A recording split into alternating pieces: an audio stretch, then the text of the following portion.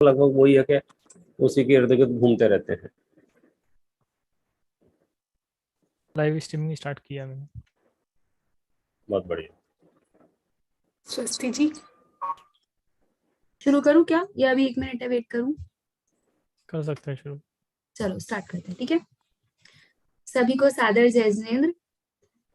भोजन शुद्धि परिचर्चा में आप सभी का बहुत बहुत बहुत स्वागत है।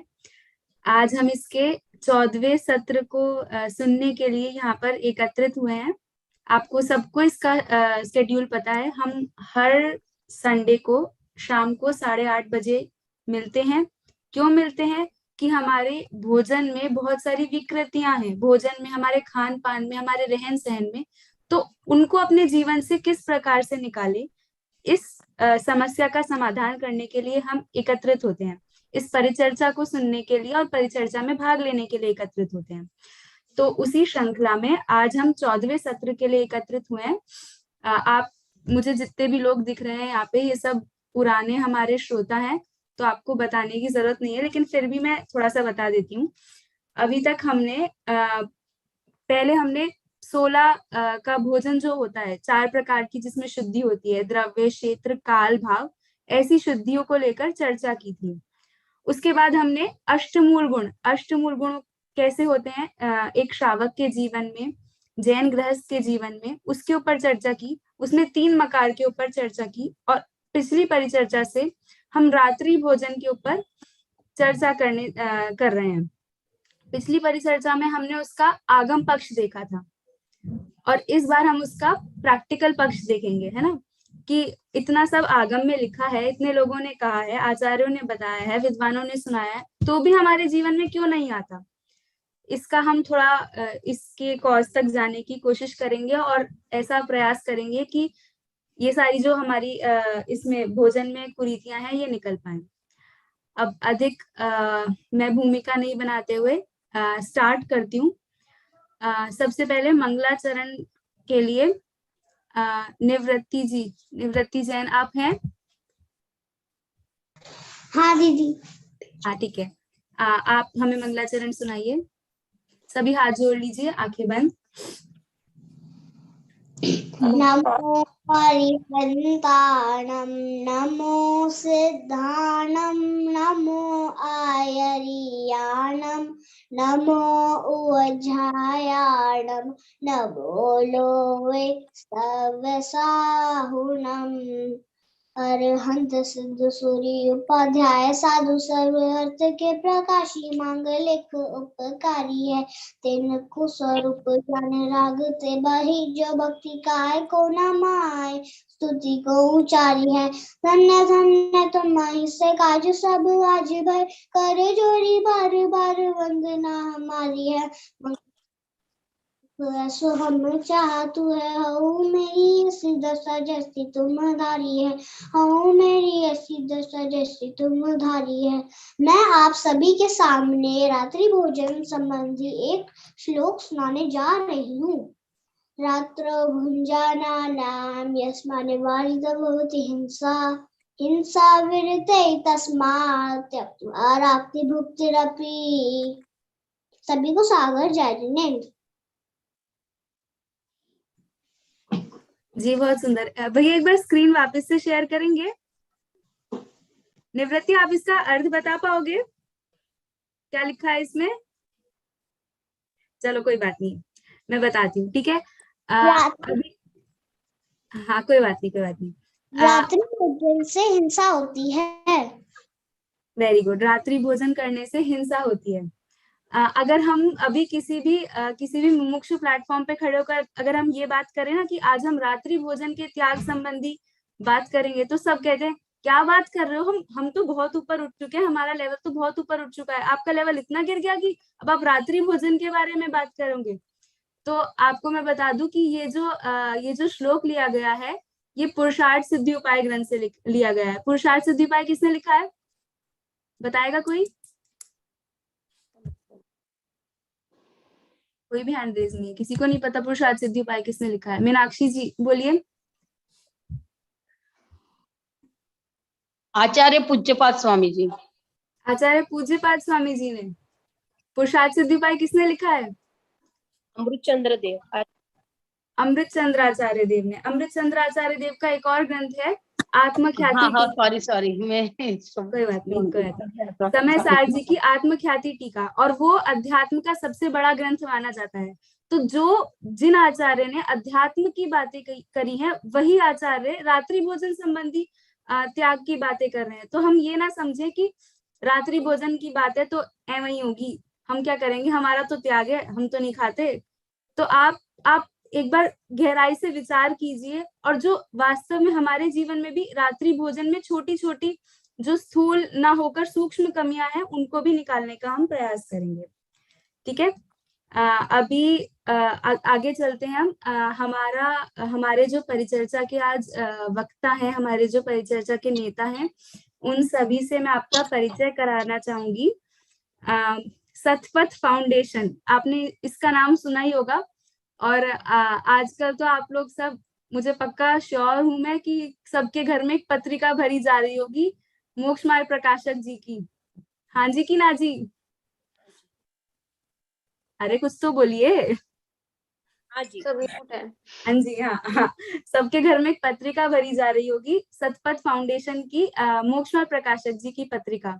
तो उस सतपथ फाउंडेशन के जो संस्थापक हैं, आज वे हमारे बीच में पधारे हैं, आदरणीय पंडित विपिन जी।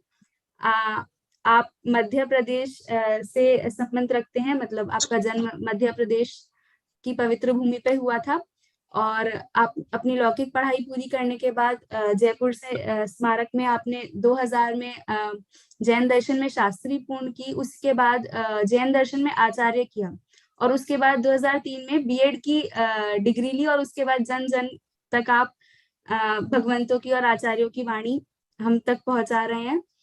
आप हमारे बीच में पधारे, आपका बहुत बहुत साधुवाद। अब मैं माइक पंडित जी को सौंपती हूँ कि वे आगे की चर्चा को डायरेक्शन दे।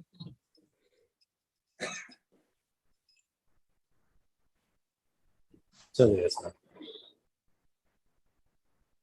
मोक्ष मार्गस्य नेतारं भेतारं कर्म भूभृतां ज्ञातारं विश्वतत्त्वानां वन्दे तद्गुणलब्धये वन्दे तद्गुणलब्धये वन्दे तद्गुणलब्धये।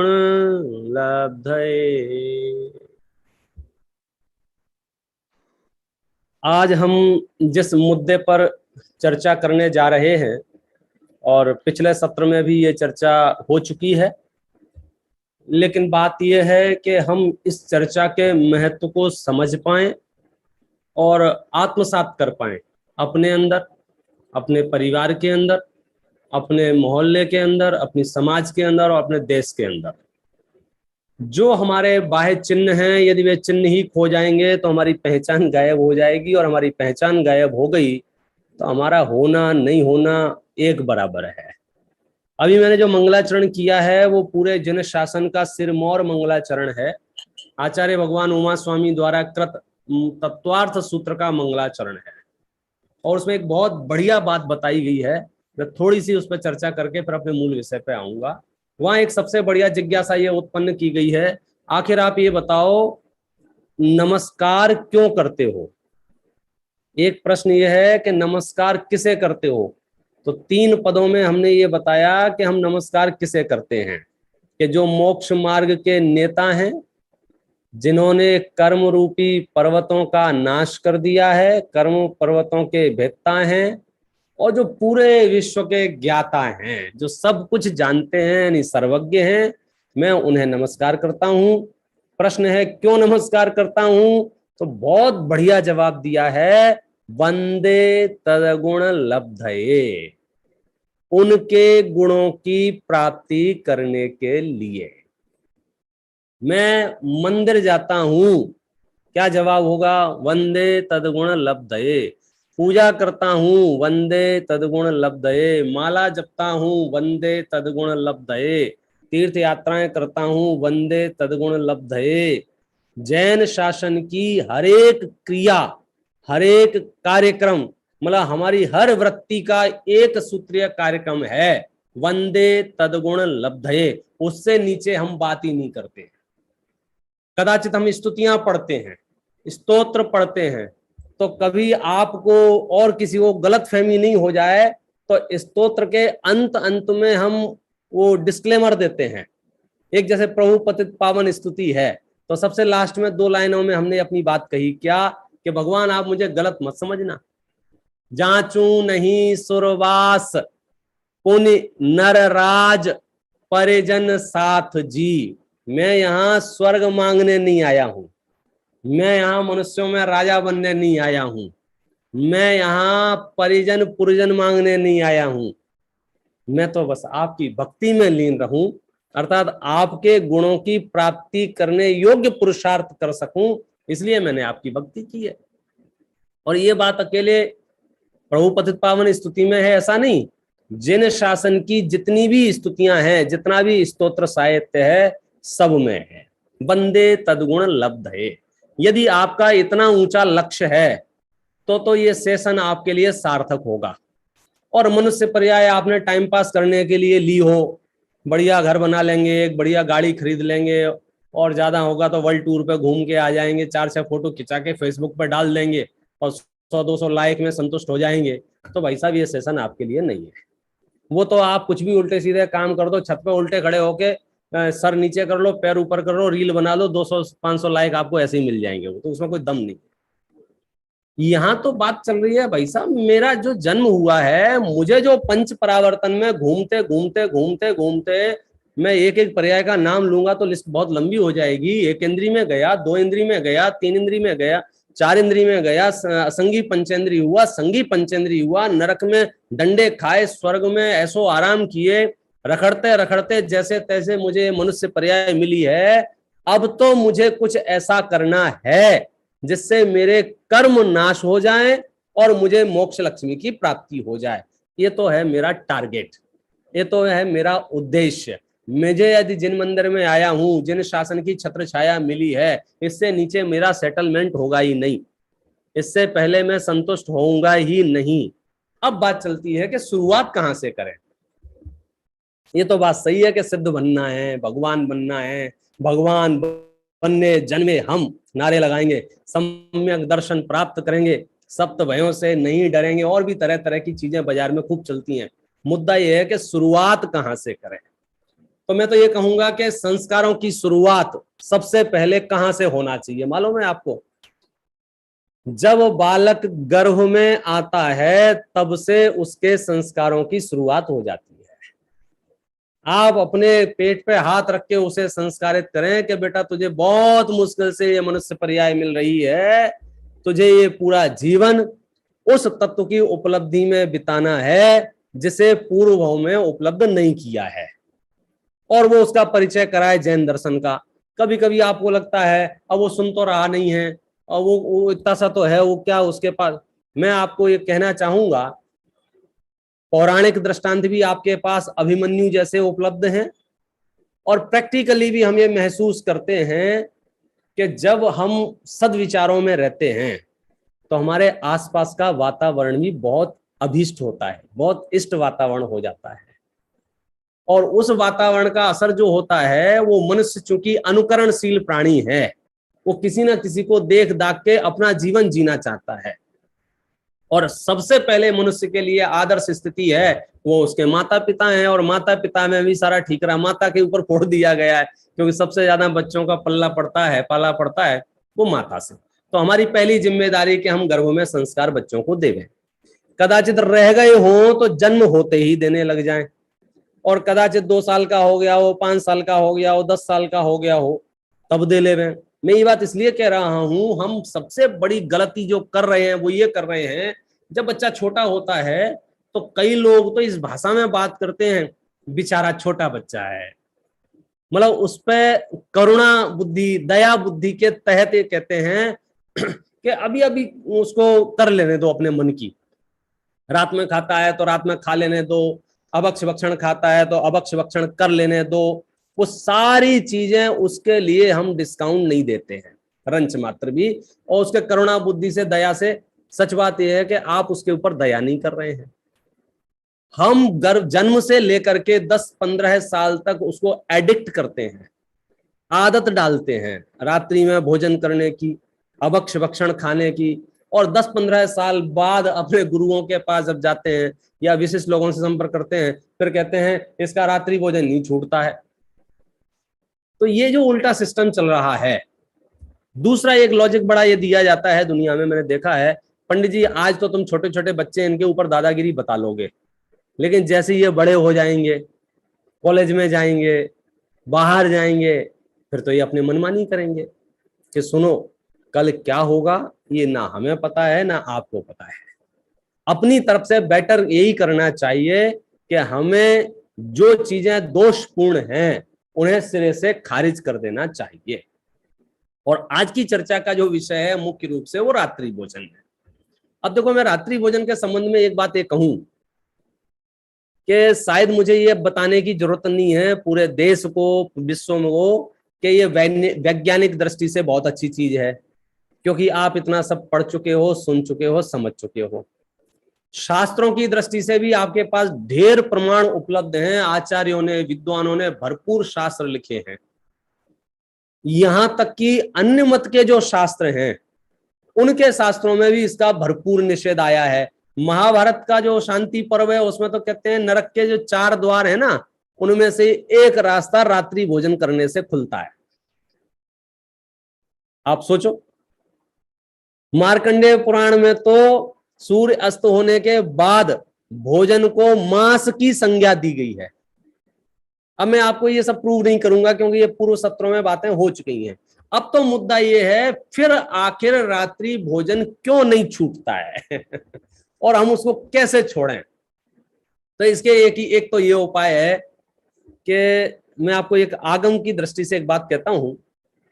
जब आदिनाथ भगवान हुए और उनके जो उपदेश हुए, उनके उपदेश बहुत विस्तृत उपदेश हुए, बहुत विस्तृत उपदेश।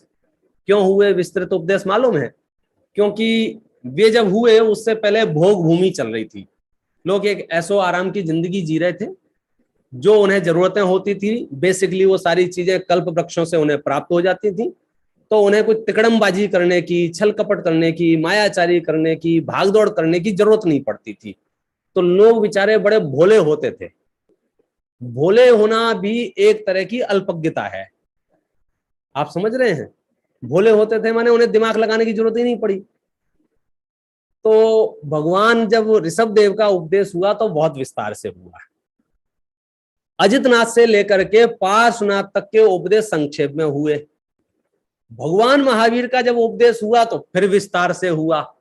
ये मैं मूलाचार नाम के ग्रंथ के आश्रय से बात कह रहा हूं।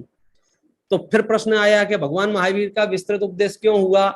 क्योंकि काल क्रम में लोग बुद्धिमान तो बहुत हो गए थे, दिमाग तो इनका बहुत तेज हो गया था, नई नई चीजें आविष्कार कर ली थी उन्होंने। भोजन, पान, अन्न, असी मसी, कृषि, वाणिज्य, शिल्प, सारे क्षेत्रों में अद्भुत विकास किया। ऐसा विकास किया कि है थलचर, चलता है नभ में, हवाई जहाज तक बना लिए, मतलब तरह तरह के। उस पर चर्चा करेंगे तो वो लंबी लिस्ट है। लेकिन जैसे जैसे ये विशिष्ट ज्ञान का धनी होता गया तो भगवान महावीर के समय जो अनुयायी शिष्य हैं वे बौद्धिक दृष्टि से तो परिपक्व हैं लेकिन कुटिल हैं। वहां जीव कैसे थे? सरल थे लेकिन अज्ञानी थे। यहां ज्ञानी तो बहुत हैं लेकिन कुटिल हैं। अब ज्ञानी का अर्थ सम्यक दृष्टि नहीं, ज्ञान का अर्थ बाह्य लौकिक कर्म भूमि में उत्पन्न हुए हैं तो लोगों को ऐसी ऐसी चीजें पैदा करने आ गई जिसकी आप कल्पना नहीं कर सकते थे। मतलब एक साल में पहले 1 फसल होती थी, फिर बुद्धि लगाई तो 2 फसल होने लग गई, बुद्धि लगाई तो अब 3 होने लग गई। आप समझे ना, तरह तरह से। मैं अब उस पर व्याख्यान नहीं करूंगा। तो मैं आप सबसे एक ही पॉइंट में सारा विषय कह दूंगा, यदि आप मायाचारी से रहित हैं तब तो कोई समस्या नहीं है, आप खड़े खड़े मोक्ष मार्ग में प्रवेश कर सकते हैं, एंट्री हो जाएगी, आ जाओ। और यदि आप मायाचारी से सहित हैं तो आपके पास 1000 कारण होंगे पाप करने के, रात्रि भोजन करने के, और आप उन कारणों को जायज समझ रहे होंगे। सबसे मुश्किल बात तो ये है, ऐसा भी नहीं है कि आप उसे जायज नहीं समझ रहे हो, जायज समझ रहे होंगे। तो सबसे पहला स्टेप टू स्टेप अपन आगे बढ़ते हैं। पॉइंट नंबर 1, रात्रि भोजन मनुष्यों के लिए उचित है या अनुचित है? दिल से बोलना, उचित है या अनुचित है? आप कहोगे साहब अनुचित है। बोलो आशीष भाई। हाँ जी। किसी को देखो, अपने टाइटल ही था ना इसका, परिचर्चा है, तो जरूरी नहीं है कि मैं बनवे डेस्क पे बोलता रहूं। जहां आपको गड़बड़ लगे आप कह सकते हैं। चैट बॉक्स ओपन है, मेरा रीडिंग चालू रहेगी, नोटिफिकेशन सामने आ जाएगा, उसमें सब पढ़ो। उचित है, अनुचित एक आध कोई ऐसा हो जो ये कहे कि रात्रि भोजन उचित है, तो फिर मैं और इस पे चर्चा करूं। इतना तो सब कन्वेंस हैं कि रात्रि भोजन अनुचित है और उसके हानियों से भी खूब अच्छी तरह से परिचित हैं भाई साहब। बाकी जो धर्म हिंसा वो सब तो छीत है। बेसिक नींद की बीमारी रात्रि भोजन करने वालों में सबसे ज्यादा है, सबसे ज्यादा। मांसपेशियों का दर्द रात्रि भोजन करने वालों में सबसे ज्यादा है। भूख नहीं लगने की बीमारी, खुल के भूख नहीं लगती है, उनकी बीमारी सबसे ज्यादा रात्रि भोजन वाले। ये इतने चिड़चिड़े हो जाते हैं, चिड़चिड़े नहीं होंगे भाई साहब, रात के 11-12 बजे तक आप भोजन करते रहो और सुबह 6 बजे से उठ के फिर भोजन करते रहो, तो फिर आपके पास समय कहाँ बचा शांत चित्त को करने के लिए? स्वाध्याय, माला जपना, सामयिक करना, परिवार के साथ घूमना, मतलब ना तो आप लौकिक दृष्टि से सफल कह पाएंगे और ना पारलौकिक दृष्टि से सफल हो पाएंगे। इतना पक्का है, मनुष्य जीवन बहुत लिमिटेड है। देखो लिमिटेड माने एक टाइम पीरियड के लिए आपके पास ये पर्याय है, ये शरीर है। 70, 80, 50 एवरेज मान लो, भरोसा तो कल का नहीं है लेकिन फिर भी अपन समझ लो एवरेज है। अब आपकी मर्जी है कि आप सुबह से शाम और शाम से सुबह ये 24 घंटे की दिनचर्या है उसे आप कैसी रखना चाहते हो? मानसिक और शारीरिक कष्टमय या मानसिक और शारीरिक आनंदमय? पहले तो ये तय करो। आनंद में। आपको जब तक ये डिसीजन नहीं होगा आगे की हम बात ही नहीं कर पाएंगे। पहले तय करो आप शरीर को स्वस्थ रखना चाहते हो कि नहीं रखना चाहते हो। पहले तय करो कि आप मन को प्रसन्न रखना चाहते हो कि नहीं रखना चाहते हो। यदि शरीर और मन को प्रसन्न रखना चाहते हो तो फिर मैं आपसे गारंटी से कह रहा हूं कि कुछ आगे पीछे का मत सोचो, आप रात्रि भोजन का त्याग कर दो। फिर आप कहोगे नहीं साहब मेरी परिस्थिति खराब है, मेरी समझो मैं घर पहुंचते पहुंचते 8 बज जाते हैं, 10 बज जाते हैं। आप कह सकते हैं कि मैं जब बाहर ट्रेवलिंग पे बहुत रहता हूं, मेरा भरोसा नहीं है। भाई साहब हर चीज के उपाय हैं, हर चीज के उपाय हैं। आप एक्सक्यूज बोलेंगे, हम उसका समाधान प्रस्तुत करेंगे, बशर्ते मायाचारी नहीं करना। बस यदि हमारा कहा हुआ सत्य हो तो स्वीकार करके छोड़ देना। और खास करके आज की चर्चा में मैं 3 लोगों से निवेदन करूंगा। एक तो वे लोग जो माता पिता बन गए हैं, एक वे लोग जो अध्यापक हैं, एक वे लोग जिनके नाती पोते हो गए हैं। अगर आप इस कैटेगरी में आते हैं तब तो रात्रि भोजन का नाम भी मत लेना। मैं आपको हेतु बताता हूं, कारण बताता हूं। बात आज से 8-10 साल पहले का अखबार है, उसमें मैंने एक रिपोर्ट पढ़ी थी। उस रिपोर्ट में ये लिखा हुआ था, मेरे को नाम याद नहीं आ रहा, न्यूज पुरानी हो गई, आप कहेंगे तो मैं उसको उपलब्ध करा दूंगा। अमेरिका का कोई शहर था, वहां छोटे छोटे बच्चे जन्म होने के बाद 2 साल में, 6 महीने में, 8 महीने में मर जाते थे, उससे ज्यादा नहीं चल पा रहे थे। तो वहां एक रिसर्च टीम गठित हुई और उस टीम ने रिसर्च की और रिसर्च के सामने ये आया कि ये वो बच्चे हैं जो 1-2 साल से ज्यादा नहीं टिक पा रहे हैं कि इनके माता पिता ड्रग एडिक्ट हैं, इनके माता पिता। और बच्चा जब से पेट में है तब से उसने ड्रग लिया है, तो इस बच्चे की नीड है ड्रग। अब समस्या ये आ रही उनके सामने कि बच्चे को ड्रग दे नहीं सकते क्योंकि वो 18 ईयर्स का, वहां भी रूल एप्लीकेबल है। तो अब वो एक नई परिस्थिति में हम आ गए कि अब इनको नहीं देते हैं तो बच्चे मर जाएंगे, देते हैं तो कानून का उल्लंघन होगा। मैं आपसे पूछ रहा हूं कि इस परिस्थिति में वो कैसे पहुंचे? वहां से शुरू हुई कहानी उसकी। तो जब माता पिता बनने जा रहे हैं और वे यदि रात्रि भोजन करते होंगे तो 9 महीना बच्चा जो सीख के आया है उसका आप क्या करोगे? वो रात को ही दूध मांगेगा, मालूम है? दिन भर आपकी शांति से निकल जाएगा, आधी रात को आपकी नींद खराब करेगा। क्यों? क्योंकि आपने खाया ही रात को है। तो उसको भी रात को ही भूख लगती है। आप कहते हो ये मुझे सोने नहीं देता है, दिन में पता नहीं चलता है, पूरी रात नींद खराब हो जाती है। तो आपको शुरुआत वहां से करनी पड़ेगी। कहां से? बच्चा यदि गर्भ में आया है तो आपकी जिम्मेदारी है, आप माता पिता बनने जा रहे हैं, आप रात्रि भोजन का त्याग कर देंगे। अब उसकी चर्चा अपन कर लेंगे, कौन कितना त्याग करे। वो हमेशा एक वर्ड हमेशा साथ में रखना, कौन सा? यथाशक्ति। इस यथाशक्ति शब्द का दुरुपयोग भी नहीं करना, मिसयूज नहीं करना। यथाशक्ति के नाम पर कुछ भी अनाचार करेंगे तो वो भी एप्लीकेबल नहीं होगा, लेकिन इसको रखना साथ में इसलिए ताकि अतिरेक नहीं हो जाए। दूसरे जो अध्यापक वर्ग हैं हमारी पाठशालाओं के, उनका यदि रात्रि भोजन त्याग है और वे यदि दूसरे कुछ भी विषय पढ़ा रहे हैं तो त्याग नहीं है और विषय पढ़ा रहे हैं, सच कहते हैं बच्चों के ऊपर वो असर नहीं पड़ेगा। क्यों नहीं पड़ेगा? उसका एक बड़ा कारण है, हम कान से जो सुनते हैं वो याद रहता है घंटे, 2 घंटे, 4 घंटे, 1 दिन, 2 दिन। आंखों से जो देखते हैं वो याद रहता है सालों सालों, छाप छप जाती है चरित्र की, व्यक्तित्व की। यदि आपके जीवन में वो त्याग नहीं है और आप उपदेश दे रहे हैं, एक तो आप उसकी श्रद्धा से उसी समय उतर गए, वो आपका 1 घंटे भी लेक्चर सुनता रहेगा तो अंदर में यही उसके मन में आता रहेगा, खुद का तो त्याग है नहीं, हमें उपदेश दिए जा रहे हैं, खुद के तो ठिकाने नहीं है, हमें बताए जा रहे हैं। परसों ही हमने उनको वहां देखा था, अब यहाँ पाठशाला में बड़ा लंबी लंबी दे रहे हैं। तो आप जो बात कह रहे हैं डायरेक्ट इनडायरेक्ट हम उसको मायाचारी में एंटर कर रहे हैं कि हाँ ये दुनिया में ऐसा होता है, आपके त्याग हो या नहीं हो, भाषण देते जाओ और तालियां बटोरते जाओ, कितना बढ़िया बोला आपने रात्रि भोजन त्याग के ऊपर।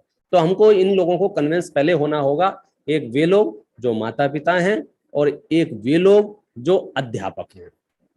कारण क्या है, मैं आपको एक बात बताऊं, बच्चा जब जन्म लेता है ना तो अपने आसपास देखता है और आसपास देख के एब्जॉर्ब करता है, सीखता है। मैं आपको छोटे छोटे एग्जांपल से अपनी बात क्लियर कर दूंगा कि क्रोध आता ना, गुस्सा आता है, तो गुस्सा को व्यक्त करने के तरीके मार्केट में अलग अलग हैं। किसी को गुस्सा आता है तो दरवाजे पटकता है, किसी को गुस्सा आता है तो मुंह फुला लेता है, किसी को गुस्सा आता है तो जोर जोर से चीखता चिल्लाता है, किसी को गुस्सा आता है तो रोने लग जाता है। मैं आपसे पूछता हूँ ये वैरायटी कहाँ से आई? ये वैरायटी आई है जिसने जैसा देखा है वो वैसा करने लग जाता है। यदि बच्चे की माता पिता क्रोध को व्यक्त चीख चिल्ला के करते हैं तो बच्चा डायरेक्ट इनडायरेक्ट सीख रहा होता है, जब क्रोध आए तो हमें चिल्लाना चाहिए। जब वो माता पिता दरवाजा पटकते हैं तो बच्चा भी, मतलब आप समझ लो वो रिपीट करता है। आप ऐसे क्षेत्र में पैदा हो जाएं जहां सब लोग लंगड़ा के चल रहे हो, लंगड़ा के चलना समझते हो ना, एक पैर छोटा बड़ा हो और ऐसे ऐसे चल रहे हो, और बच्चा वहां बड़ा होने लग जाए, बच्चे को कोई बीमारी नहीं हो, मैं गारंटी से देता हूं वो बड़ा होगा तो लंगड़ा के चलेगा। क्यों? क्योंकि उसने किसी को 2 पैर से चलते देखा ही नहीं है। तो आज की एक विषम परिस्थिति ये बनती जा रही है कि जो हमारी नई जनरेशन आ रही है वो किसी को देख ही नहीं रही है रात्रि भोजन छोड़े हुए है। उसके माता पिता क्या, उसके रिश्तेदार क्या, उसके समाज क्या, समाज के ट्रस्टी क्या, समाज के अध्यक्ष, मंत्री, प्रधानमंत्री, संतरी, कोषा अध्यक्ष क्या, आप लगा लिस्ट उठा के देख लो जिसके जो हो, वो किसी को देख ही नहीं रहा है। अब क्या हो रहा है, तो उसके दिमाग में ये बात फीड हो रही है, ये सब तो कहते सुनते रहते हैं, ऐसा होता थोड़ी है, ऐसा होता नहीं है। इसलिए सत्संगति बहुत अनिवार्य है। कभी आप देखें, आप ये समझ लो 100 साल पहले जब हमारे देश में दिगंबर मुनिराज विचरण नहीं करते थे तो कुछ लोग तो ये कल्पना करते होंगे, अरे यार ये मूर्तियां तो दिखती हैं नग्न, लेकिन कोई मनुष्य दिगंबर रह सकता है, निर्विकार रह सकता है, बिना क्रोध किए हुए, बिना मान किए हुए, बिना मायाचारी किए हुए, बिना लोभ किए हुए, तो कल्पना की वस्तु लगती है। लेकिन हाजरा हाजिर प्रमाण उपलब्ध हो तो बात इजी हो जाती है ना। तो सबसे पहले तो हमें चाहिए हम उन आदर्शों को स्थापित करें यदि हम आगे संस्कारों को डेवलप करना चाहते हैं। और ये रात्रि भोजन वो दोष है, इससे आपका मन और शरीर दोनों ही विकृत अवस्था को प्राप्त हो रहे हैं। मन इसलिए विकृत अवस्था को प्राप्त हो रहा है क्योंकि कर्म सिद्धांत के अनुसार आप जैसे भाव करते हैं उन भावों के अनुसार आपको बंध होता है। और रात्रि भोजन को सर्व प्रकार के अन्य अनेक जो पाप कहे गए हैं, उन पापों में सबसे सिरमोहर पाप है हिंसा, उसके खाते में डाला गया है। और जब आप हिंसक होंगे तो फिर आप शांत मन से कैसे रह सकते होंगे? देखो, आप इस पॉइंट को समझना, हिंसक होने के लिए जरूरी नहीं है आपकी आंखें लाल लाल हों, हिंसक होने के लिए जरूरी नहीं है आप बंदूक लेके गोलियां चलाएं। प्रकारांतर से भी हिंसक हुआ जा सकता है। जैसे मैं किसी व्यक्ति को कमरे में बंद करके ताला डाल के आ जाऊं और आराम से बैठ के टीवी देखने लग जाऊं बड़ा प्रसन्न मन से, तो मेरी फोटोग्राफी कैसी आएगी? ये बड़ी आनंद की स्थिति में बैठा है। तो ऐसा आनंद की स्थिति में बैठा हुआ व्यक्ति भी हिंसक हो सकता है कि नहीं हो सकता है? अब शकल से तो नहीं लग रहा है। तो ऐसे ही आपकी भोजन करने की जो प्रक्रिया है, यदि उसमें हिंसा शामिल है, किसी को कष्ट हुआ है, निस्संदेह आपका जीवन निर्कष्ट हो ही नहीं सकता है। बिना कष्ट के आपका जीवन कैसे हो सकता है ये बताओ? जब आपके भोजन की उपलब्धि कष्टमय है तो आप कैसे सुखद शांति से जी सकते हैं? तो इसलिए यदि आप सच में आनंद की स्थिति में रहना चाहते हैं तो सबसे पहला कदम आपको रात्रि भोजन के त्याग का करना होगा। अब दूसरी बात यह है कि रात्रि भोजन का त्याग तरह तरह से किया जा सकता है। पहला त्याग तो ये किया जा सकता है कि लोग इसको भागों में बांट लेते हैं। रात्रि भोजन के नाम पर अन्न त्याग की एक बड़ी भारी परंपरा चल पड़ी है। वो कहते हैं अन्न छोड़ दो तो हमारा रात्रि भोजन का त्याग हो जाएगा और फल खाने लग जाएंगे। तो पहली बात तो ये बता दूं कि ऐसा भेद शास्त्रों में कहीं मिला नहीं।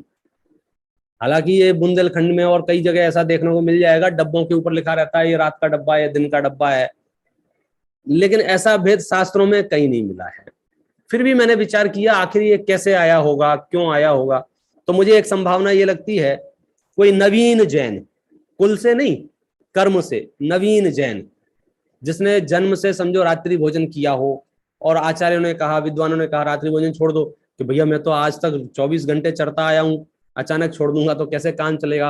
हो सकता हो उसके लिए किसी ने कह दिया हो एक काम करो, अन्न निर्माण करने में, अन्न से भोजन बनाने में आरंभ बहुत होता है, गैस लगती है, चूल्हा जलाना पड़ता है और कई सामग्रियां लगती हैं। आप एक काम करो, फल खा लिया करो, केला छीलो और खा जाओ, तो आपको आरंभ कम होगा, हिंसा कम होगी। इसलिए, और जब आपका अभ्यास हो जाए 2, 5, 10 दिन में, तो फिर आप फल भी छोड़ देना, फिर आप अकेला पानी रख लेना।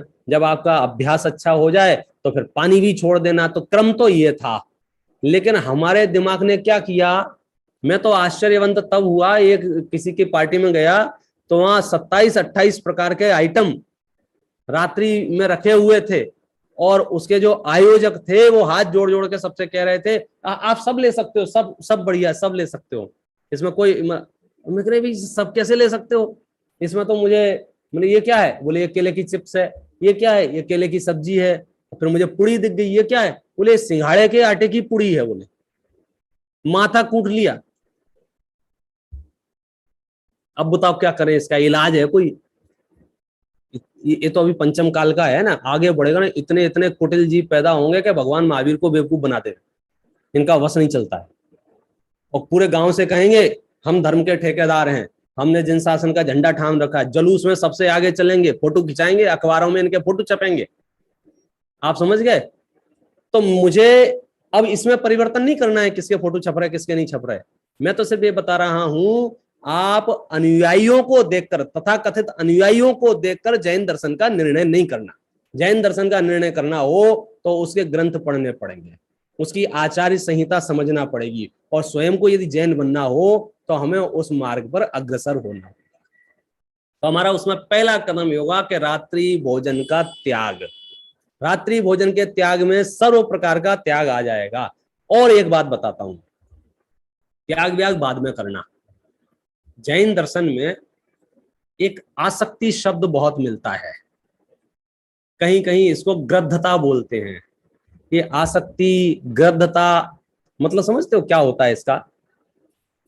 अति लोभी होकर, अति लंपटी होकर, अति इच्छा पूर्वक जो कुछ भी ग्रहण करते हैं उसको हम आसक्ति पूर्वक या ग्रद्धता पूर्वक कहते हैं। मांसाहारी जितने भी जीव होते हैं, मांसाहारी जितने भी जीव होते हैं, वे सब गृद्धता पूर्ण ही भोजन करते हैं। क्यों? क्योंकि उनका भोजन ही उस जाति का है। यदि वे झपट्टे मार के, छल कपट करके, छीन झपट के, आसक्ति पूर्वक बहुत गहरी पकड़ बना के ना करें तो उनका आहार उनको ग्रहण ही नहीं कर पाएंगे वो।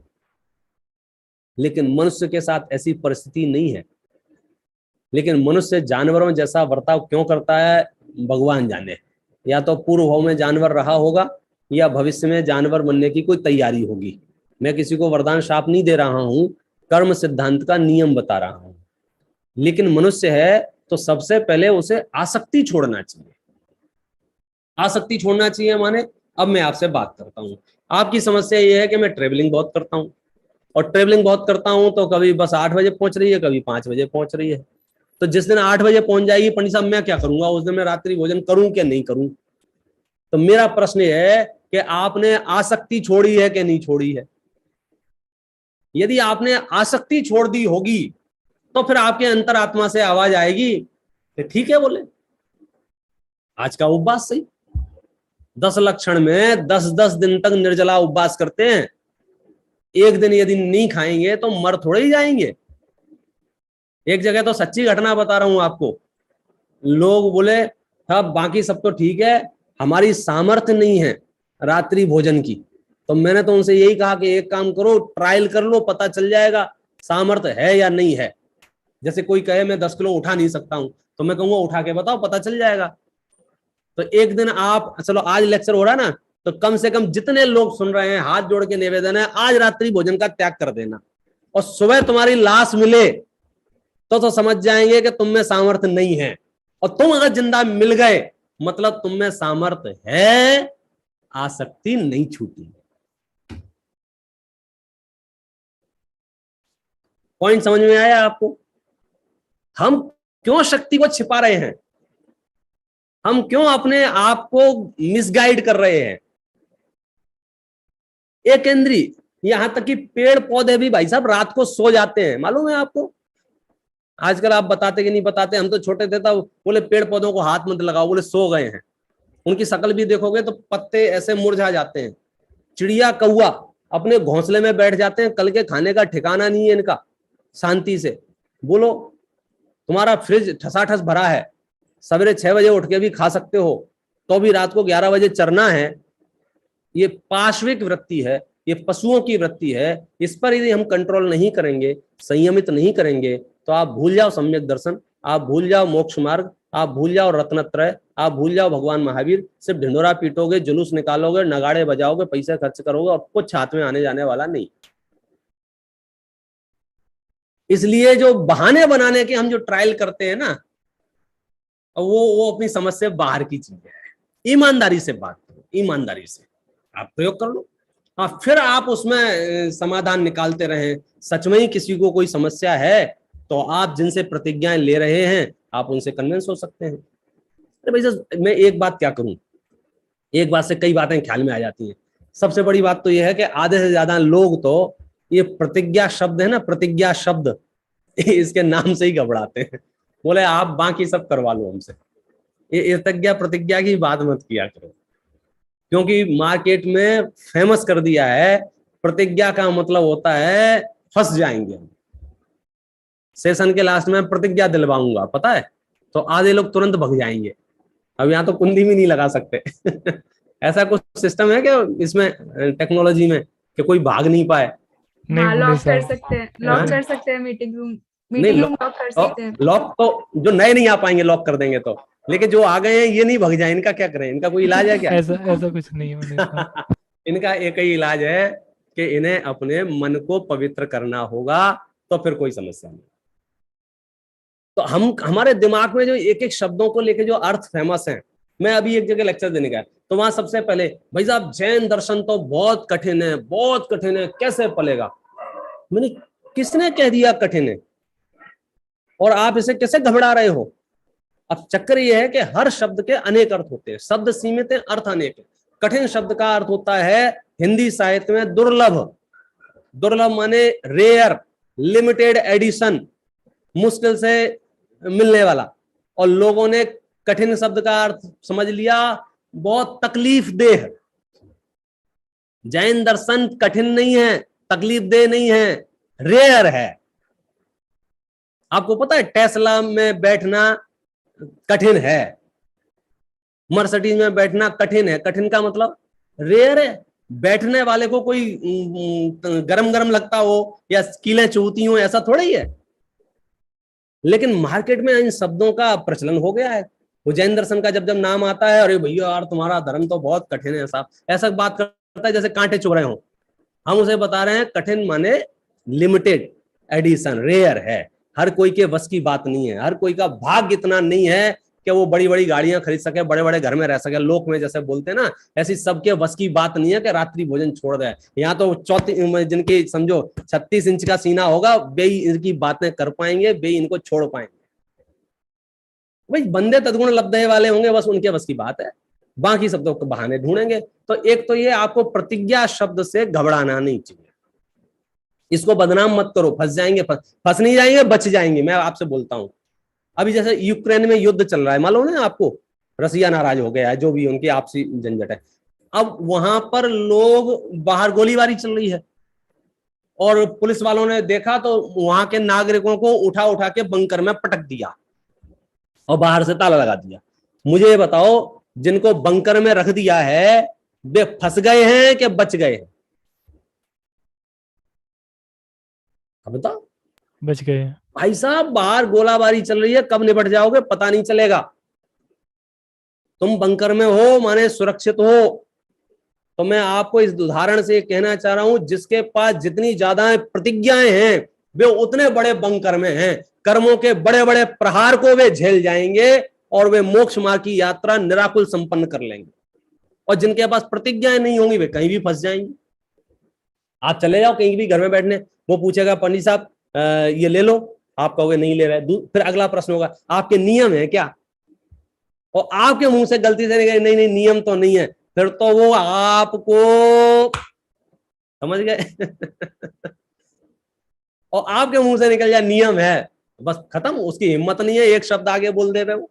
आप इतना बोल दो मेरे इस चीज की बाधा है, बात खत्म, मेरे इस चीज का नियम है। मतलब प्रतिज्ञाएं लेना सुरक्षित होना है। प्रतिज्ञाएं लेना एक तरह से, मुझे तो बंकर सबसे ज्यादा आज यदि कोई सुरक्षित है तो मुनराज, क्योंकि उनके पास प्रतिज्ञाओं का अंबार है।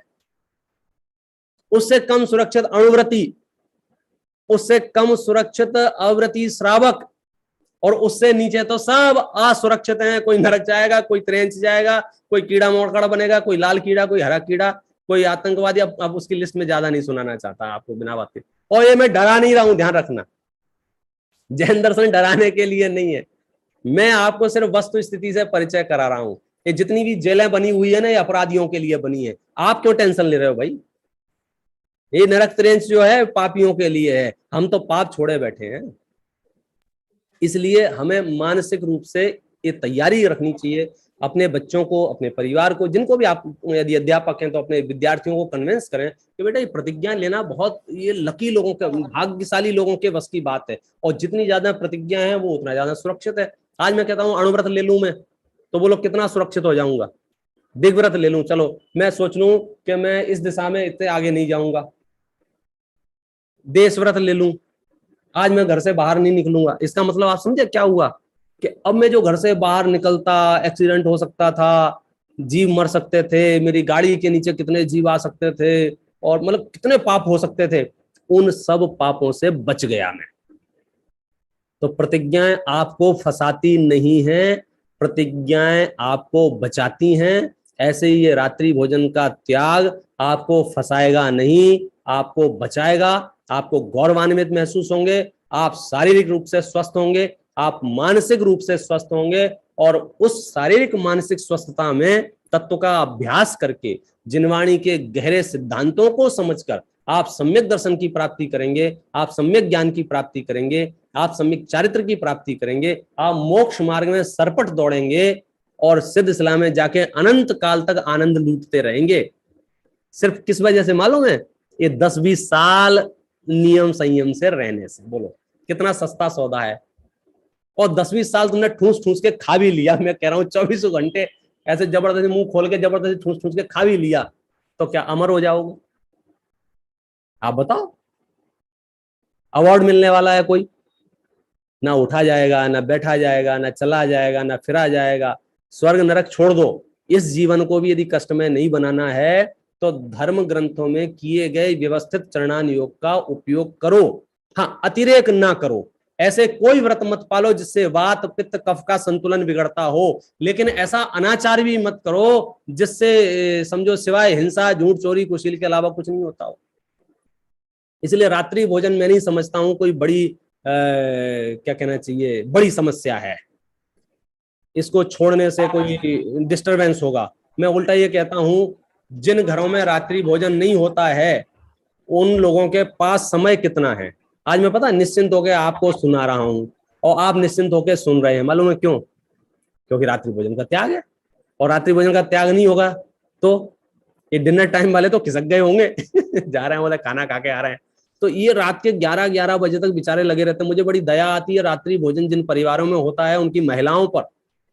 बेचारी वो रात के 11-11 बजे तक वो बनाते रहते हैं, फिर बचे हुए बर्तन थक जाते हैं तो मांज पाए नहीं मांज पाए, सुबह के लिए रख देते हैं, फिर उसमें जीप पड़ते रहते हैं और सुबह 6 होके 6 बजे फिर उनको काम पे लगना पड़ता, बनाओ नाश्ता। तो सुबह 6 बजे से लेकर रात के 11 बजे तक ये नौकरों की तरह लगे रहते हैं। कोई रियायत नहीं है, क्योंकि घर के सब सदस्य रात्रि भोजन करते हैं। और रात्रि भोजन छोड़ दें तो उन महिलाओं को शाम को 6 बजे छुट्टी मिल जाती है काम से। अरे नहीं भी धर्म करोगे तो भाई साहब जिंदगी तो शांति से जियोगे, बच्चों के साथ अष्टाचंग वो क्या कहेंगे लूडो तो खेल लोगे, लेकिन यदि रात्रि भोजन करते रहोगे तो आप किसी काम के नहीं बचोगे, ना लौकिक दृष्टि से और ना पारलौकिक दृष्टि से। रही बात समस्याओं की, तो देखो समस्याएं तो सन्मार्ग में ही आएंगी। कुमार्ग में काय की समस्या? नरक जाने में क्या समस्या है? त्रेंच गति में जाने में क्या समस्या है? अनंत जीव राशि है जो संसार का परिभ्रमण कर रही है, उन्हें कोई समस्या नहीं है। समस्या और संघर्ष तो सत्पुरुषों के जीवन में आते हैं, इसलिए आप उन समस्याओं का सामना करो, डट के सामना करो और उनका निराकरण करते हुए मोक्ष मार्ग में आगे बढ़ो। इस पद्धति से आप रात्रि भोजन के प्रति अपने परिणामों को दृढ़ करें और फिर आप में इसमें कोई शंकाएं हो, कोई समस्याएं हो तो अपन उसकी परिचर्चा अपने यहाँ पर अभी और कर लेंगे। बराबर है जी जी, बहुत सुंदर। अगर किसी को भी कोई प्रश्न है तो आप अपना हैंड रेज करके पूछ सकते हैं। जिसके भी हैंड रेज होंगे उनसे पूछा जाएगा। पहले मैं एक क्वेश्चन पूछ लूं? जी। हाँ, मतलब जैसे हमने रात्रि भोजन त्याग, तो इसमें रात्रि जैसे हमने भोजन की बात की ना कि भोजन में अन्न और बिना अन्न का ऐसा कोई विभाजन नहीं है, तो रात्रि के संबंध में मुझे कुछ प्रश्न है। मतलब बहुत सारे वाक्य सुने हैं, बहुत सारे मत हैं, तो आप बताइएगा कौन सा सही है।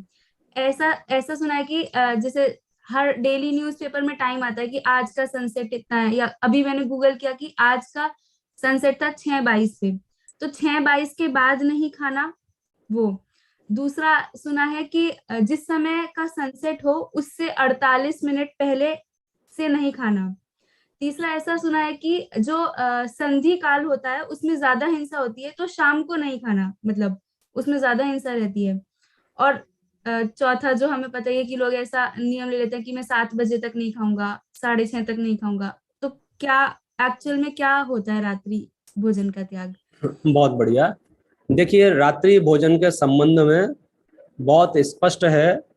सूर्य उदय के 2 घड़ी बाद और सूर्यास्त के 2 घड़ी पहले का जो समय है वो अपने दिन का समय होता है।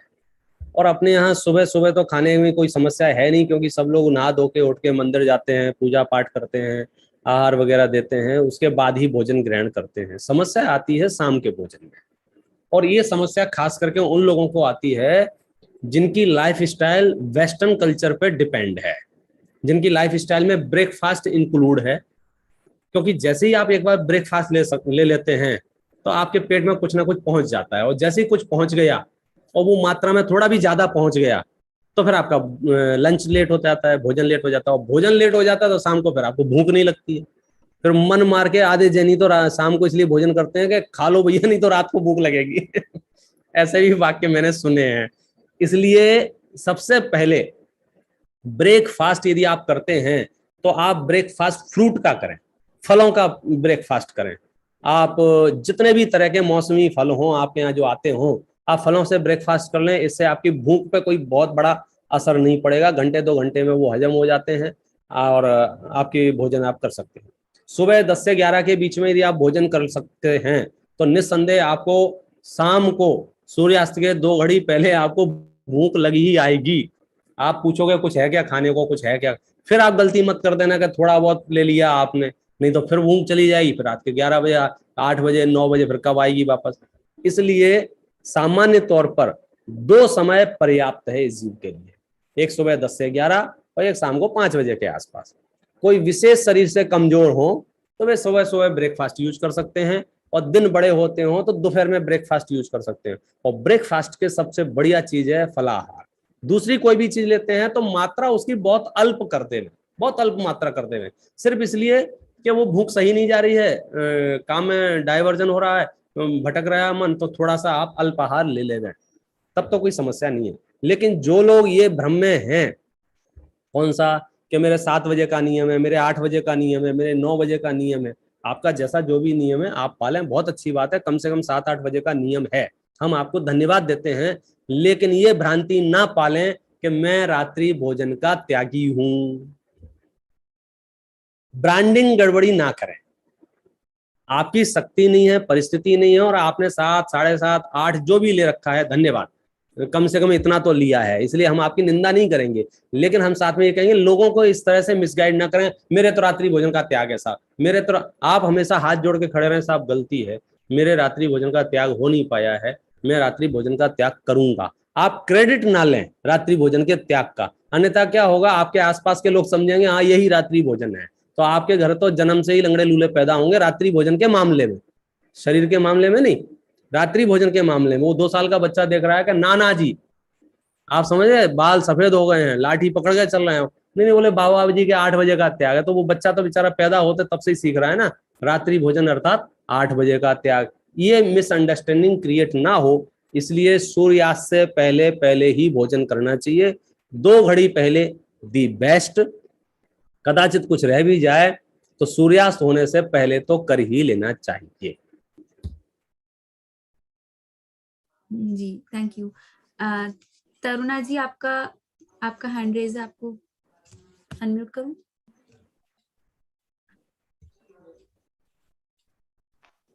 जय जिन भाई साहब। जय जिनेन्द्र।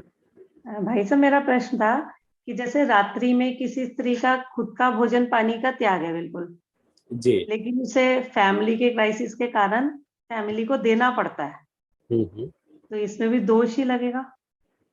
बिल्कुल, ये पूर्ववत समझना चाहिए। जैसे किसी ने परिस्थितिवश 7 बजे 7:30 8 का नियम लिया है, लेकिन अंदर में उसे स्वीकार करना चाहिए कि ये 100% सत्य नियम नहीं है। ऐसे ही आपने जो नियम लिया है उसमें क्या लिया है, नियम भी आप कंडीशनल लेते हैं ना। जैसे मैंने जिन मंदिर का नियम लिया तो उसमें एक कंडीशन ये थी कि भाई यात्रा के काल में, जब ट्रेन में ही हूँ, 2-2 दिन की ट्रेन है, 1-1 दिन की ट्रेन है, तो यात्रा के काल में छूट है। तो ऐसे ही आपने जो नियम लिया है वो कैसा है, अपने लिए नियम लिया है या ऐसा नियम लिया है मैं भोजन करूंगी भी नहीं और कराऊंगा भी नहीं। तो आपका जैसा नियम है उसके हिसाब से दोष लगते हैं, पहली बात।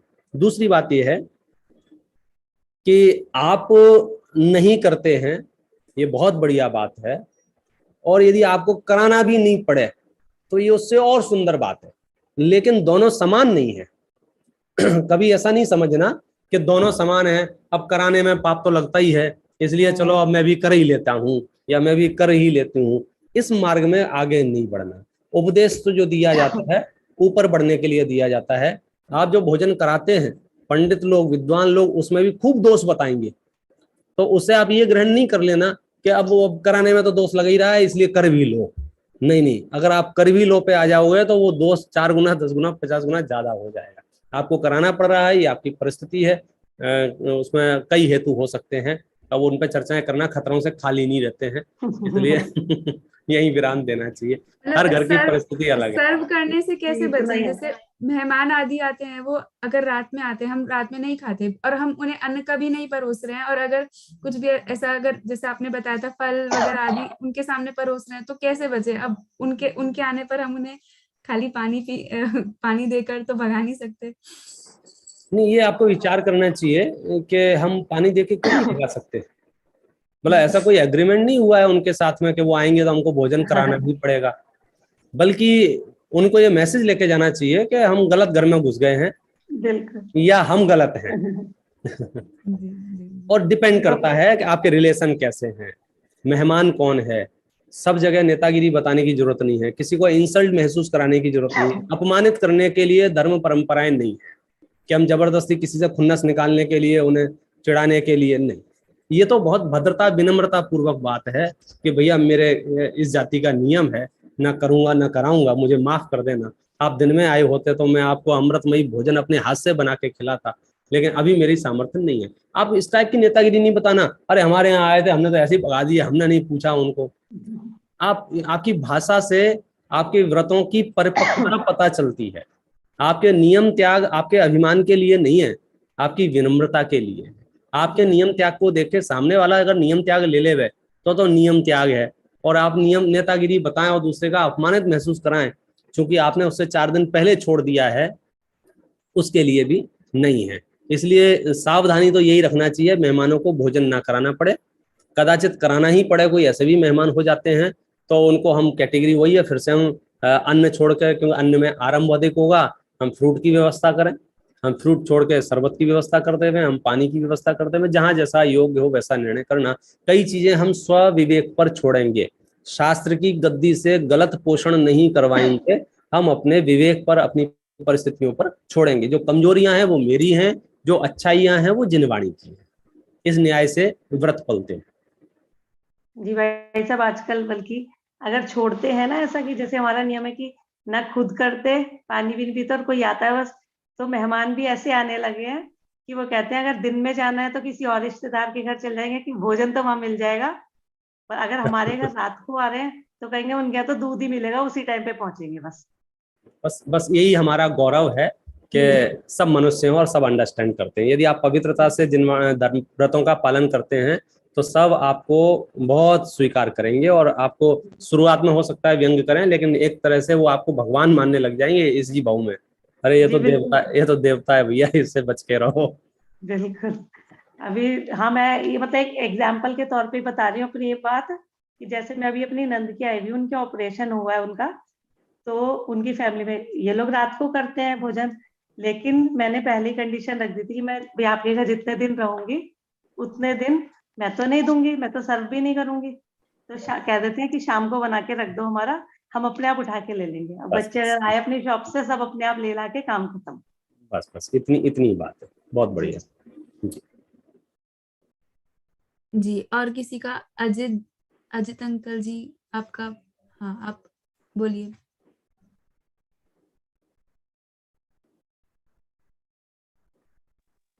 नेटवर्क की इशू है हाँ, शायद। वो उनकी स्क्रीन नहीं। बोलिए अंकल, बोलिए।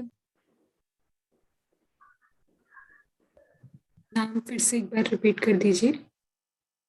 अजित बंदी, बोरीवली वेस्ट से।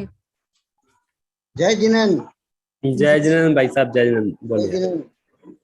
मेरा एक क्वेश्चन था, जैसे शादी में कोई मेहमान आता है बाहर से जी, जिनका सफर लंबा होता है जी, और वो रात को आता है, तो फिर उसको खाना खिलाना कि नहीं खिलाना?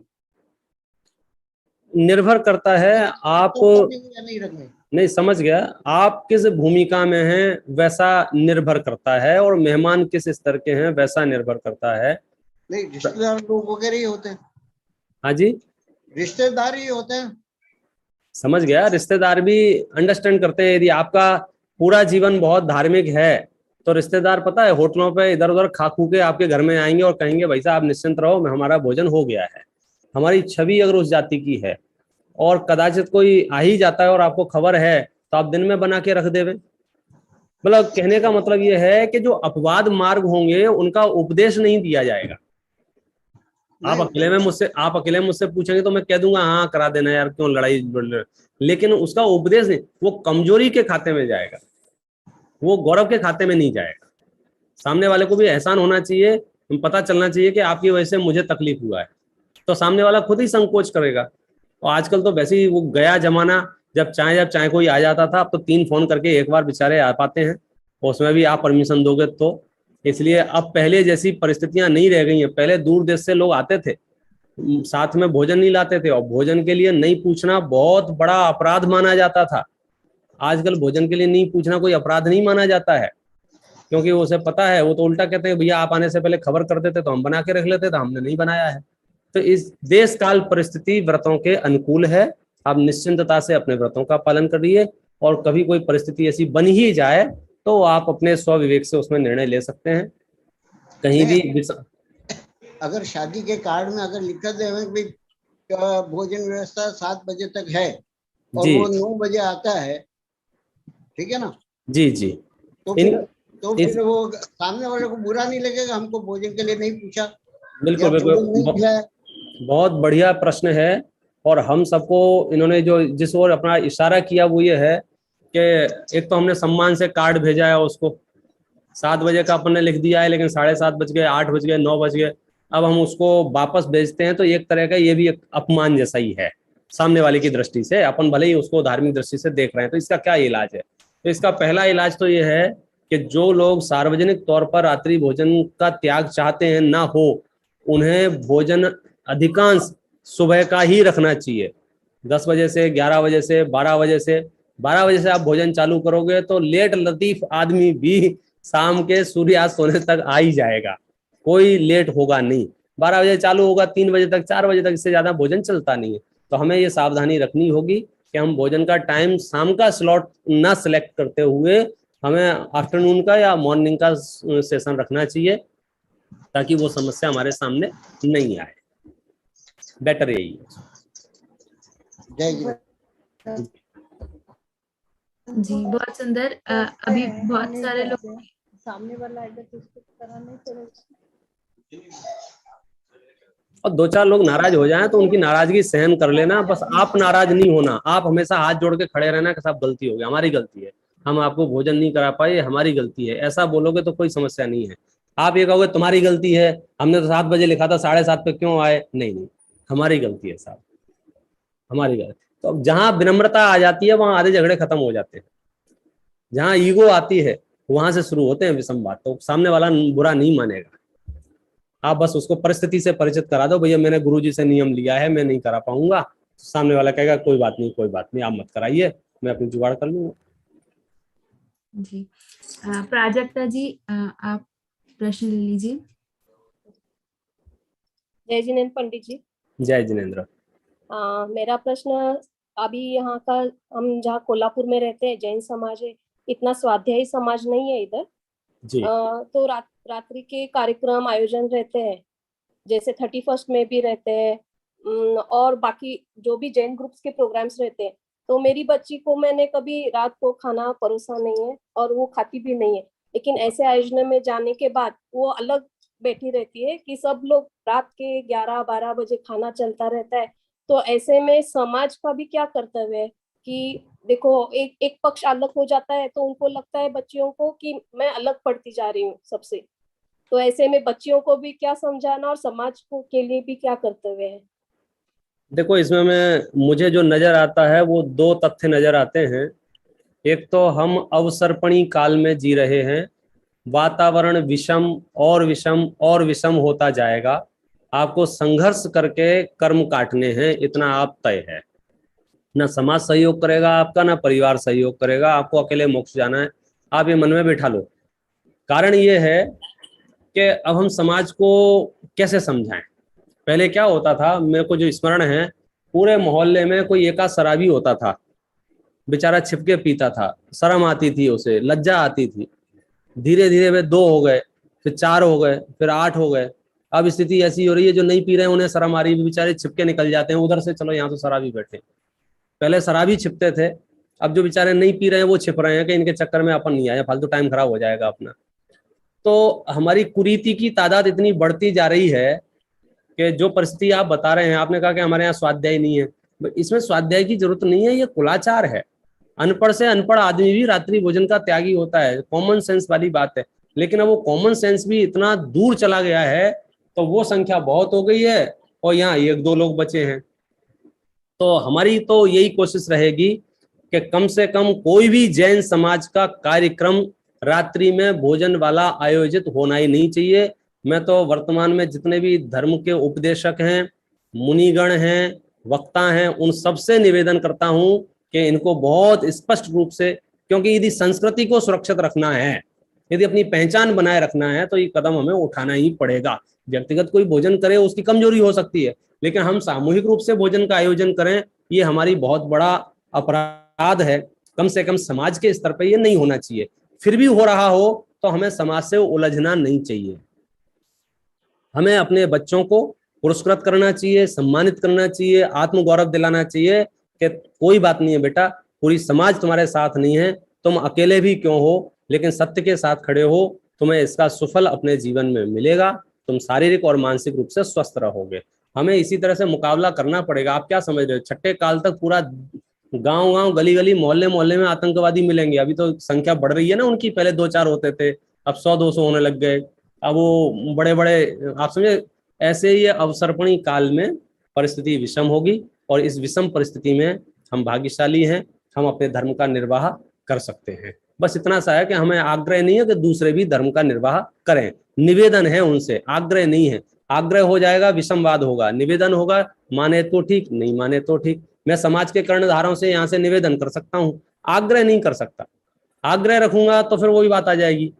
इसलिए हम अपना धर्म पालन करते रहें, और उस दिन बच्चे को एक अलग से खिलौना दिला देवे इस बात के लिए कि बेटा तूने रात्रि भोजन नहीं, पूरा गांव नरक जा रहा था, तू बच गई। मतलब जिस प्रकार से हम उसे मोटिवेट करते रहे। धन्यवाद। जी जी, बहुत सुंदर। हम यहाँ पर इस सारे प्लेटफॉर्म से ऐसा प्रयास करते हैं कि हम जो बात करें वो बिल्कुल आइडियल बात करें। तो मेरा पंडित जी से निवेदन है, एक बार भोजन में जो खाद्य, स्वाद्य, लेय और पेय, इनकी चर्चा भी ले, इसके ऊपर भी ले, और उसके पश्चात रेणु जी आपका प्रश्न होगा। देखिए, सच बात तो यह है, रात्रि भोजन के त्यागियों को किसी भी प्रकार का आहार ग्रहण नहीं करना चाहिए। किसी भी प्रकार का अर्थ यह है, जैसे नाम अभी गिना दिए, खाद्य, स्वाद, लेय, पेय, अर्थात जो आपको खाने योग्य पदार्थ हैं उन्हें तो आप समझते ही हो, रोटी, चावल, दाल, सब्जी, ये सब खाद्य हैं। फिर आपके जो जिसमें से स्वाद आता है, रबड़ी है और काजू कतली है और तरह तरह की चीजें हैं, ये टेस्टी आइटम जिनको बोलते हैं, फलाहारी के नाम पे जिनको चला लेते हैं, वो आते हैं। ले में चटनी वगैरह आ जाती हैं, लिक्विड आ जाते हैं, शरबत आ जाते हैं, और पेय में तो पीने आते ही हैं। ले में कहीं कहीं लेपन भी अर्थ किया जाता है, तेल मर्दन करना, ये भी लेपाहार में शामिल कर लिया जाता है। तो वास्तव में जो रात्रि भोजन के पूरी तरह से त्याग करना चाहते हैं, उन्हें तो इन सब का त्याग कर देना चाहिए। एक भी चीज को रखेंगे तो वो उसमें आपको अपनी कमजोरी भाषित होना चाहिए, गौरव महसूस होने चाहिए। क्योंकि जब समाधि मरण करने जाएंगे ना, शरीर छोड़ने जाएंगे, तो आपको ये चीजें प्रैक्टिस होंगी ना, तो आपको शरीर छोड़ना इतना है जैसे कपड़े बदलने जैसा। और यदि ये प्रैक्टिस नहीं होंगी तो मरते मरते भी कहोगे कोई एक रसगुल्ला ला के दे दो ना, तुम सीधे छिपके एक ला के दे दो, ऐसे ऐसे दरिद्रियों की तरह भीख मांगोगे भोजन की। और यदि आपने गौरवान्वित जीवन जिया होगा तो आप कहोगे नहीं चाहिए, नहीं चाहिए। ये त्याग मूलक दर्शन है, छोड़ने में विश्वास रखता है। इसलिए अपने परिणामों को दृढ़ बनाएं और यथाशक्ति उसका पालन करें। जी, रेणु जी से लीजिए। जय जिनेंद्र सभी को, जय जिनेंद्र पंडित जी। पंडित जी, मेरा एक प्रश्न था, जैसे हम अगर समाधि मरण की ओर हम बढ़ रहे हैं, हमने चारों प्रकार का आहार का त्याग किया हुआ है, लेकिन अचानक अगर रात में मान लिया हम अनाज की वस्तु नहीं बनाएं, उनको नहीं खिलाएं, और उनके लिए कुछ जैसे हमने रोटी दाल स्वाद वाली चीजें नहीं बनाई, लेकिन कुछ इस तरह की चीजें जैसे रबड़ी जो लेह वाली हो गई, क्या इस तरह की चीजें खिला सकते हैं या नहीं, जबकि हमारा चारों प्रकार के आहार का त्याग है? नहीं, अगर आपके चारों प्रकार के आहार का त्याग है तो फिर आप इन चीजों को नहीं खिला सकते हैं। यदि आपने त्याग के काल में औषधि रख ली है, औषधि, और औषधि भी अहिंसक औषधियां जो होती हैं उनको अगर आपने रख लिया है तो आप औषधि सेवन कर सकते हैं। औषधि के तौर पर यदि आप कुछ को ग्रहण करना हो तो वो आप ग्रहण कर सकते हैं। भैया जी लेकिन भैया जी हाँ भैया जी, जी मैं ये कह रही थी, मेरा तो त्याग है, लेकिन अगर कोई मेरे घर पर गेस्ट आ जाए, मेहमान आ जाए, जी, उसके लिए बोल रही हूँ। अच्छा उसके उसके, लिए, हाँ नहीं मैं बिल्कुल उसके बिल्कुल, लिए बोल रही हूँ। नहीं तो आपका त्याग जो है कृत से है, कारित से है, या अनुमोदना से है? यदि कृत हाँ कारित अनुमोदना से है तो आप उनको यदि भोजन कराते हैं या उनकी अनुमोदना करते हैं तो दोषपूर्ण है। यदि सिर्फ कृत से है तो फिर आप उन्हें करा भी सकते हैं, और कदाचित अनुमोदना भी हो जाती है। बहू से बोल सकते हैं, बेटा से बोल सकते हैं, बेटा इनको वो चीज नहीं लाए तुम, अंदर हमने रखा था ना, वो लेके आ जाओ। ऐसा आप उसकी अनुमोदना भी कदाचित कर सकते हैं। तो ये कृत कारित अनुमोदना के अनुसार चलेगा। मैंने कृत वाला किया हुआ है, तो जी मैं कारित और अनुमोदना कर सकती हूँ। जी, बस देखो मेरा इतना सा ही प्रश्न था। मैं इसको और इसको ठीक करूंगा, लैंग्वेज को। कर जी सकते हैं और हाँ करना पड़ता है। हाँ जी जी जी कर सकते नहीं है, करना पड़ता है। जी जी जी करना अब पड़ता आप है। कहोगे इसमें क्या अंतर आया? आप विचार करना तो आपको अंतर महसूस होगा। मैं क्रोध मतलब मैं रात्रि में भोजन कराना पड़ता है और रात्रि में भोजन करा सकते हैं। करा सकते में ऐसा लगता है जैसे हाँ सरकारी छूट मिली हुई है, लेकिन वो कराना पड़ता है मैंने छूट वूट नहीं है, मजबूरी है। अब ये ठीक है, परिस्थिति ऐसी बन गई। जी जी जी पंडित जी, धन्यवाद पंडित जी। जी जी, हाँ जी, स्वस्ति जी अनम्यूट करती हूँ।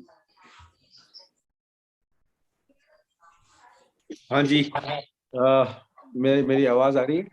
हाँ जी, आपकी आवाज। जय जिनेंद्र पंडित जी। जय जिनेंद्र भाई साहब। हाँ, मैं एक्चुअली मेरा प्रश्न तो नहीं है, पर मैं कुछ शेयर करना चाहता था।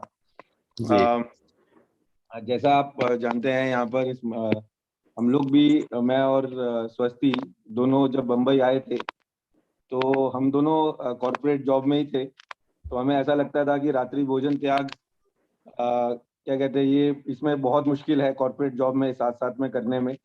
परंतु हमें आपसे बहुत ज़्यादा प्रेरणा मिली, और आप मतलब आप लोगों से हमको सीखने को मिला कि नहीं नहीं, अपने दैनिक जीवन में भी सब कार्य होते सवाते सब अपने 9-9 बजे तक काम करते हुए भी ये कार्य, ये रात्रि भोजन त्याग किया जा सकता है। तो आज उसके फलस्वरूप आज ऐसा है कि हमारे हमारे दोनों बच्चे आज तक कभी रात्रि भोजन किया ही नहीं। बहुत तो बढ़िया। जितने भी लोग ये सुन रहे हों और ये ऐसा सोचते हों कि कॉर्पोरेट जॉब में ये पॉसिबल नहीं है, तो उनकी ये मतलब मान्यता को, मतलब ये चीज प्रैक्टिकली पॉसिबल है, मैं ये बताना चाहता हूँ। और आपका बहुत बहुत धन्यवाद प्रोत्साहन देने के लिए हम सबको। जय जी। बहुत बढ़िया। देखिए ये जैसे लोग बोलते हैं ना कि ऐसा भी हो सकता है क्या, उनके लिए ये जीवंत प्रमाण है। ऐसा हो सकता नहीं है, हो रहा है। ये दोनों अच्छी खासी जॉब में हैं, और शायद बम्बई की बात होगी तब आपने ये रात्रि भोजन का त्याग किया था। उस बात को हो गए होंगे कितने, आज से 10-12 साल से ज़्यादा ही हो गए होंगे लगभग लगभग। और बड़े आनंद की स्थिति में है, और खास बात इनके बच्चे भी रात्रि में भोजन नहीं करते हैं। तो आप बिल्कुल ये भ्रम अपने दिमाग से निकाल देना कि मेरी परिस्थितियां रात्रि भोजन को सपोर्ट करती हैं। कोई ऐसी परिस्थिति नहीं है जहां रात्रि भोजन को सपोर्ट करती है। ये जीवंत प्रमाण आपके सामने है। बहुत बहुत धन्यवाद अंकल जी का। राजकुमार जैन के नाम से एक अंकल जी जुड़े हैं, वो भी हैंड रेज कर रहे थे।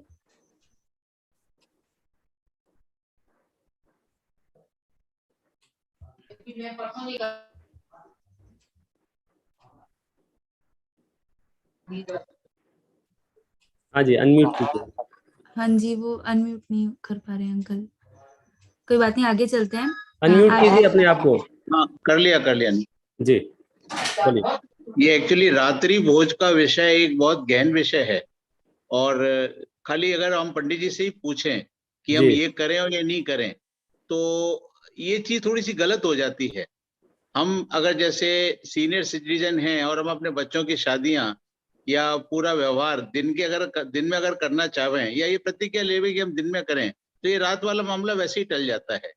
या हम उस चीज का बहिष्कार ना करके हम उसमें अनुमोदना ना करें, तो ये सब चीजें अपने आप ही सुचारू रूप से सही हो जाती हैं। अभी जो सज्जन आए थे मेरे से पहले, उनके अंडर में मुझे मालूम है 4000 लोग काम करते हैं, और उनकी जो शिफ्ट है वो शाम को 3 बजे से रात को 2 बजे तक की है। और वो मेरी बिल्डिंग में ही रहते थे। अभी तो वो दिल्ली शिफ्ट हो गए, मेरी बिल्डिंग में ही रहते थे बॉम्बे के अंदर।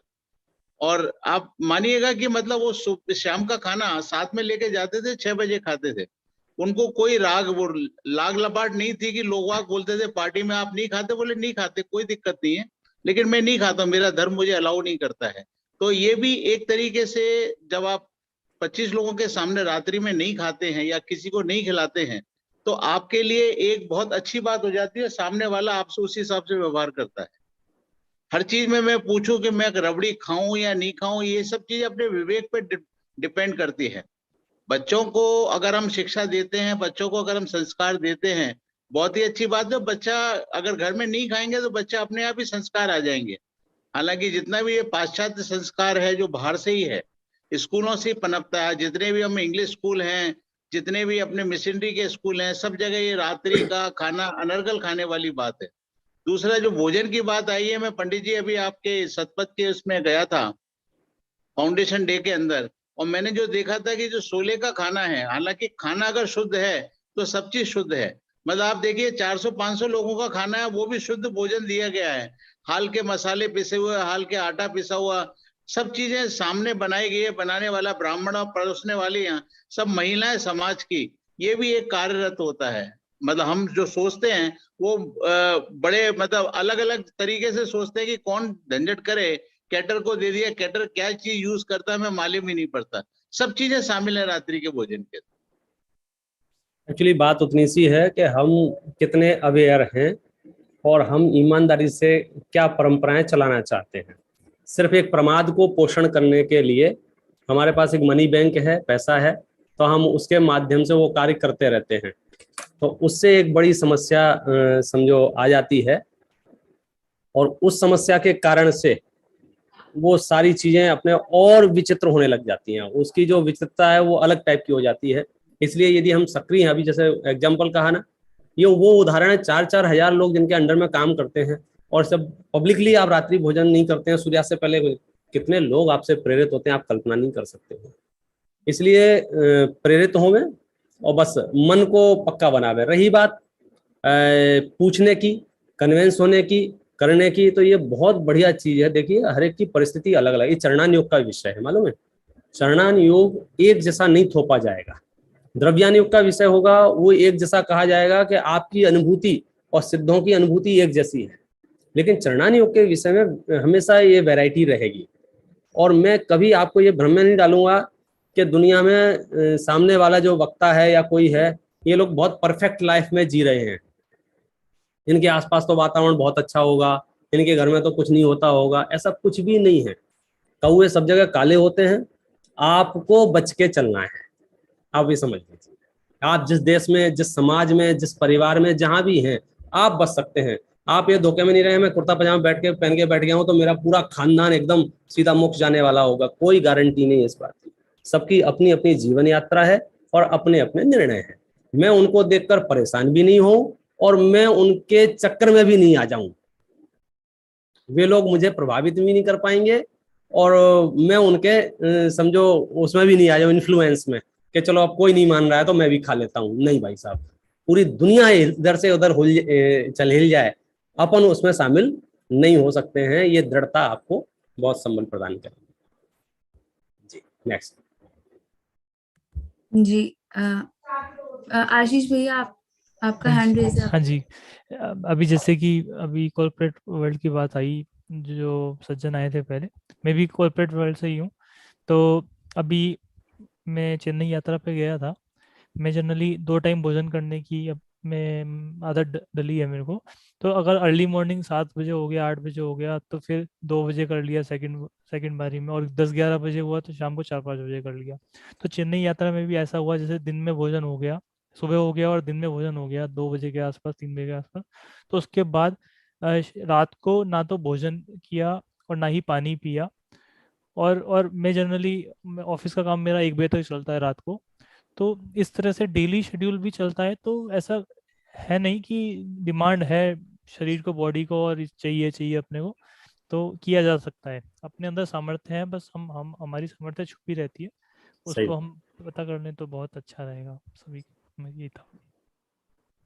देखो, मैं तो आपसे एक और बात कहना चाहूंगा, ये उतनी बड़ी चीज है नहीं जितनी बड़ी हमें बतानी पड़ रही है, क्योंकि हमारे जो कुल परंपरा से उपलब्ध चीजें थी, हमें तो मेहनत करनी है सम्यक दर्शन पर, हमें मेहनत करनी है आत्मानुभूति पर, हमें मेहनत करनी है भेद विज्ञान पर, हमें मेहनत करनी है 7 तत्वों को समझने पर, हमें मेहनत करनी है 4 अनियोग को समझने पर, हमें मेहनत करनी है मोक्ष मार्ग कैसे पलता है।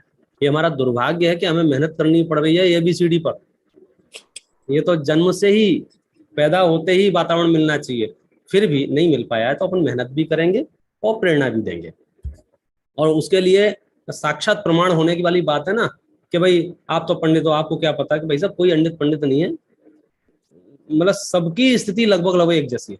मैं अपनी बता रहा हूँ, मुझे अच्छे से याद है 7वीं 8वीं कक्षा के बाद कभी पानी के अलावा कुछ भी ग्रहण करने का अवसर प्राप्त नहीं हुआ। फिर जयपुर रहे तो वहां तो कुछ दिक्कत ही नहीं है। फिर जब बंबई जाने का योग बना तो फिर मतलब आप समझ लो देश विदेश सब जगह कभी भूखे रहे, कभी उपवास किया, कभी केले खाए, कभी नारियल पानी पिया, कभी कुछ किया, लेकिन अनाचार की प्रवृत्ति को नहीं बढ़ने दिया। तो उससे राहत यह है कि कर्म भी फिर उस जाति की व्यवस्था बनाता है जहां आपको ये सब सुकून सुविधाएं मिल जाएं। इसलिए 2 4 10 20 उपवास भी हो जाए रात्रि भोजन त्याग के चक्कर में, तो वे उपवास कर लेना, लेकिन रात्रि भोजन को कमजोर नहीं होने देना। बात इतनी सी जी। सौदा महंगा नहीं है। नहीं, बिल्कुल सस्ता है। मुझे एक प्राजक्ता जी का हैंड रेज दिख रहा है। अगर इसके अलावा किसी और का भी प्रश्न होता है तो उनका प्रश्न लेकर लेंगे, नहीं तो प्राजक्ता जी ले लीजिए। मेरा हुआ है स्वस्ति जी, मेरा हुआ है प्रश्न। अच्छा, हो गया है। हाँ, सुलभ भैया आप एक बार। हेलो, जय हिंद पंडित साहब। जय जिनेंद्र। पंडित जी, मेरा एक प्रश्न है कि जैसे रात्रि भोजन का त्याग करने की भावना उत्पन्न हुई है, तो कभी कभी ऐसा होता है ना कि एक नियम लेने के लिए और भी बहुत सारी चीजों को ध्यान में रखना चाहिए, तब जा करके हम उस नियम का फॉलो कर पाते हैं। तो ऐसे रात्रि भोजन का यदि त्याग करना है तो साथ में और किन किन चीजों को हमको ध्यान में रखना पड़ेगा, तो जिससे हमको रात्रि भोजन का त्याग हमारा अच्छे से हो पाए? देखो, सबसे पहला तो यही कहूंगा, यदि दिनचर्या व्यवस्थित है और आपको समय पर सोने की आदत है, नाइट शिफ्ट नहीं है आपकी, तब तो कोई प्रॉब्लम नहीं है आपको। 10 बजे अगर आप 11 बजे तक सो जाते हैं तब तो कोई समस्या है ही नहीं।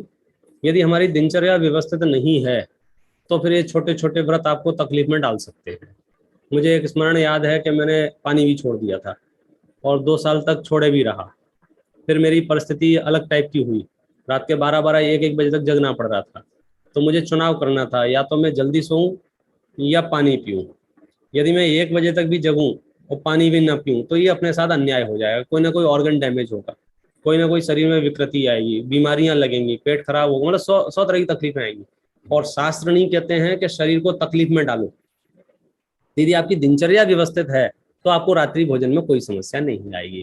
तो रात्रि भोजन के त्याग के लिए आपको एक सामान्य सी व्यवस्था यह है कि आप जितनी जल्दी भोजन कर सकें, जितनी जल्दी, उतना आप देखेंगे सुकून महसूस होगा। जैसे आपने जल्दी भोजन कर लिया तो आप पानी पी सकते हैं, कई बार पानी पी सकते हैं। उससे क्या होगा, रात को प्यास की भी समस्या खत्म हो जाती है। अब आपने सूर्यास्त होते होते भोजन किया है तो फिर आपको प्यास की समस्या सताएगी, फिर आपको पानी की रिक्वायरमेंट बढ़ जाएगी। यदि आपने 5 बजे भोजन कर लिया है, 1 घंटा आपको मिल गया, 6 बजे तक आप पानी फिनिश कर लीजिए, तो आपको उसमें एक रास्ता मिल जाएंगे। और वे रास्ते हमें खुद को बनाने होंगे। सबके शरीर की तासीर अलग अलग है, जरूरी नहीं है कि सब एक भाव उसमें लद जाएं। हो सकता है कि अभी समझे एक डॉक्टर की रिकमेंडेशन आने लग जाएगी आपको, सबके बस की बात नहीं होगी पानी छोड़ना, तो फिर वो पानी को रख ले रहे। फिर किसी की औषधि छोड़ना बस की बात नहीं होगी तो वे औषधि को रख ले रहे। सबसे पहले न्याय करें अपने साथ, हम जो खा रहे हैं वो शौक के लिए खा रहे हैं या जवान को संतुष्ट करने के लिए खा रहे हैं या सच में औषधि है। तो आपकी बहुत देखो, औषधि सेवन में आसक्ति नहीं होती है। कोई भी रोगी ऐसा नहीं होगा जो कहे लाओ लाओ दवाई दे दो, बढ़िया, सब यही कहेंगे लाओ यार दवाई दे दो, खानी पड़ रही है। आप समझे ना, औषधि सेवन में आसक्ति नहीं है। तो ऐसे ही यदि आप ग्रहण करते हैं और चीजों को, तो आसक्ति कर नहीं है तो चीजें सहज छूट जाती हैं। और दूसरा जो साथ में है कि बाजार की चीजें, होटलिंग यदि आपका बंद हो जाता है तो सच में वो रात्रि भोजन का त्याग आपको बहुत फायदेमंद रहेगा। अदरवाइज जितनी चीज़ों से बचेंगे उससे डबल ट्रिपल वहाँ हालत खराब है। अब उस पर फिर अलग से फिर वो चीज़ें हो जाएंगी। इतने ढेर रोज के वीडियो आप देखते होंगे होटलों की क्या स्थिति है, 2 दिन पुराना, 4 दिन पुराना, रात्रि का बना, दिन का बना, उस पर कुछ ना कहें तो अच्छा है। इसलिए अपनी आसक्ति को सबसे पहले रोकें, भावनाओं से आप टूट जाएं। मन में यदि रात्रि भोजन के प्रति आकर्षण खत्म हो गया तो आपने रात्रि भोजन का त्याग कर दिया। फिर जो फिजिकल त्याग है वो तो गारंटी से हो जाएगा। हमारे मन के अंदर चोर बैठा हुआ है, वो आपको कभी कंपनी के नाम पर, कभी बड़े लोगों में उठने बैठने के नाम पर, कभी कॉर्पोरेट के नाम पर, कभी जॉब के नाम पर, कभी ट्रेवलिंग के नाम पर, वो जो अलग अलग ऐड हो रहे हैं वो सिर्फ ये है कि अंदर में आसक्ति है। अंदर में आसक्ति नहीं है, आप नियम लेना शुरू करें। और आसक्ति है और नियम ले लेंगे तो जैन दर्शन कहता है कोई फायदा नहीं होगा आपका नियम से। और देखो इसका दूसरा पक्ष बताऊं आपको, रात्रि भोजन का त्याग हो, अभक्ष भक्षण का त्याग हो, बाजार की चीजों का त्याग हो, इसके त्याग करने से आपको कोई पुरस्कार मिलने वाला नहीं है। कोई अवार्ड सेरेमनी में आप शामिल नहीं होंगे। हाँ, यदि रात्रि भोजन करेंगे तो दंड जरूर मिलेगा, बाजार का खाएंगे तो पाप जरूर लगेगा, लेकिन नहीं खाएंगे तो मैं आपको एक इजी एग्जांपल देता हूँ। आप अपने घर से मंदिर तक आए, अपने घर से दुकान तक आए और रास्ते में आपने किसी को पत्थर नहीं मारा, किसी को लात नहीं मारी, किसी को परेशान नहीं किया, तो बताओ इसके बदले में आपको कोई पुरस्कार मिलना चाहिए कि नहीं मिलना चाहिए? क्या पुरस्कार? अच्छी बात है, थैंक यू, आप में मैनर्स हैं, आप बुद्धिमान हैं, आपने किसी को परेशान नहीं किया। तो बस समझ लीजिए यदि हम वातावरण में रहने वाले अन्य जीवों को तकलीफ नहीं दे रहे हैं तो हम बहुत बड़े धर्मात्मा नहीं हो गए हैं। जिस एकदम कॉमन सेंस की बात है, बेसिक कॉमन सेंस की बात है, धर्म के शुरुआत की बात कह सकते हैं। परंपरा से इसको धर्म कह दिया गया है। वास्तव में धर्म तो आत्मा की अनुभूति है। शरीर आदि पर पदार्थों से भिन्न चैतन्य की अनुभूति जब होती है, वो जो अतीन्द्रिय आनंद जो है वो असली मोक्ष मार्ग है। वहां तक पहुंचने के लिए बाह्य परिस्थितियां भी निर्मल होती हैं तो एक और उसमें समझो बूस्ट मिल जाता है, इजी हो जाता है, सरल हो जाता है। इसलिए आपने जो प्रश्न था, आपका मूल प्रश्न इतना था कि रात्रि भोजन के त्याग के लिए और कौन से व्रत होना चाहिए, तो मुझे लगता है 8 मूल गुण यदि आपके पास हैं तो आप रात्रि भोजन को बड़ी सहजता से छोड़ सकते हैं। जी, बहुत सुंदर। और जो अभी एक्सक्यूज बनाने की बात हुई थी ना, तो बड़े पंडित जी तो कहते हैं बहानेबाजी भयंकर झूठ एवं महापाप है, तो इस बहानेबाजी से हम बचे। तरुणा जी का प्रश्न है कोई?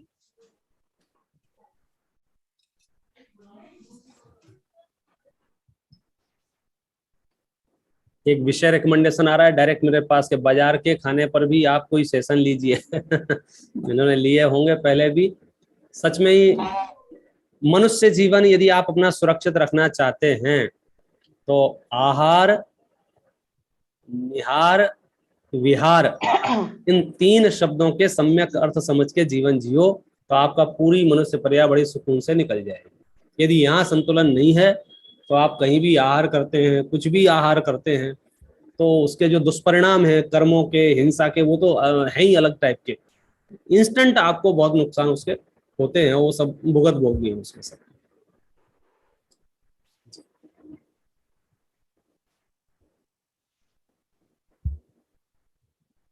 अब प्रश्न ले लीजिए अगर कोई हो तो। हाँ भाई साहब, मेरा एक प्रश्न है जी, कि जैसे आजकल बड़ी कुरीतियां चल रही हैं, जैसे कि आप म्यूट हो गई हैं। ठीक है, अब आ रही है बस। 31st ईव आजकल सेलिब्रेट करते हैं लोग, तो बच्चों को लगता है कि हाँ जी, वो न्यू ईयर ईव होती है ना जो, उसके नाम से। हाँ, तो बच्चों को लगता है कि सभी जाते हैं, आप हमें कभी कहीं जाने ही नहीं देते, हमने कभी कुछ देखा ही नहीं ऐसा इन लोगों का। तो मतलब ये जो फैल रहा है, तो अपने बच्चे नहीं जाते लेकिन और बच्चों को देख करके कई बार बच्चों के मन में आता ही है प्रश्न। तो ये रात को जैसे आजकल ये मैसेजेस 12 बजे बर्थडे के, 12 बजे लोग केक कट कर रहे हैं, तो ये कुरीति मतलब सही है कि 12 बजे से दिन शुरुआत हो जाती है, वो कहते हैं? नहीं, बिल्कुल, ये कोई दिन में शुरू नहीं होता है 12 बजे। और ये तो ग्लोबलाइजेशन समझ लीजिए, वो अवसर्पणी काल के ही साइड इफेक्ट हैं, और भी तरह तरह के नए नए मार्केट में आएंगे हर साल 2 साल बाद। सच बात तो यह है, लोगों को कुछ सूझता नहीं है, और खास करके उन लोगों को जिनके पास धर्म का धावी ना हो, उन्हें सेलिब्रेशन के नाम पर भी पाप करने के अलावा कुछ सूझता नहीं है। उनके सेलिब्रेशन भी शराब से शुरू होते हैं और विषय भोगों पे जाके खत्म हो जाते हैं। हमारे यहाँ जो सेलिब्रेशन है, एक उत्सव है, वो पारिवारिक है, सामाजिक है। मतलब सामान्य त्योहार भी अपन मनाते हैं तो घर सौंदर्य कर रहे हैं, भोजन करा रहे हैं, मंदिर जा रहे हैं, तीर्थ यात्राएं कर रहे हैं। तो हमारे जो सेलिब्रेशन के तरीके हैं वे आनंद जनित हैं, और उन लोगों के जो तरीके हैं वे जीवन को संकट में डालने वाले हैं। इसलिए हमें इस कुरीति को कम से कम अपने को तो बचाना चाहिए।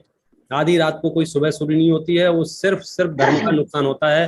रात को 12 बजे जो सेलिब्रेशन करेगा, फिर सुबह कब उठेगा, फिर कब मंदिर जाएगा, फिर कब क्या होगा, उसकी कहानी पूरी सुपड़ा साफ है।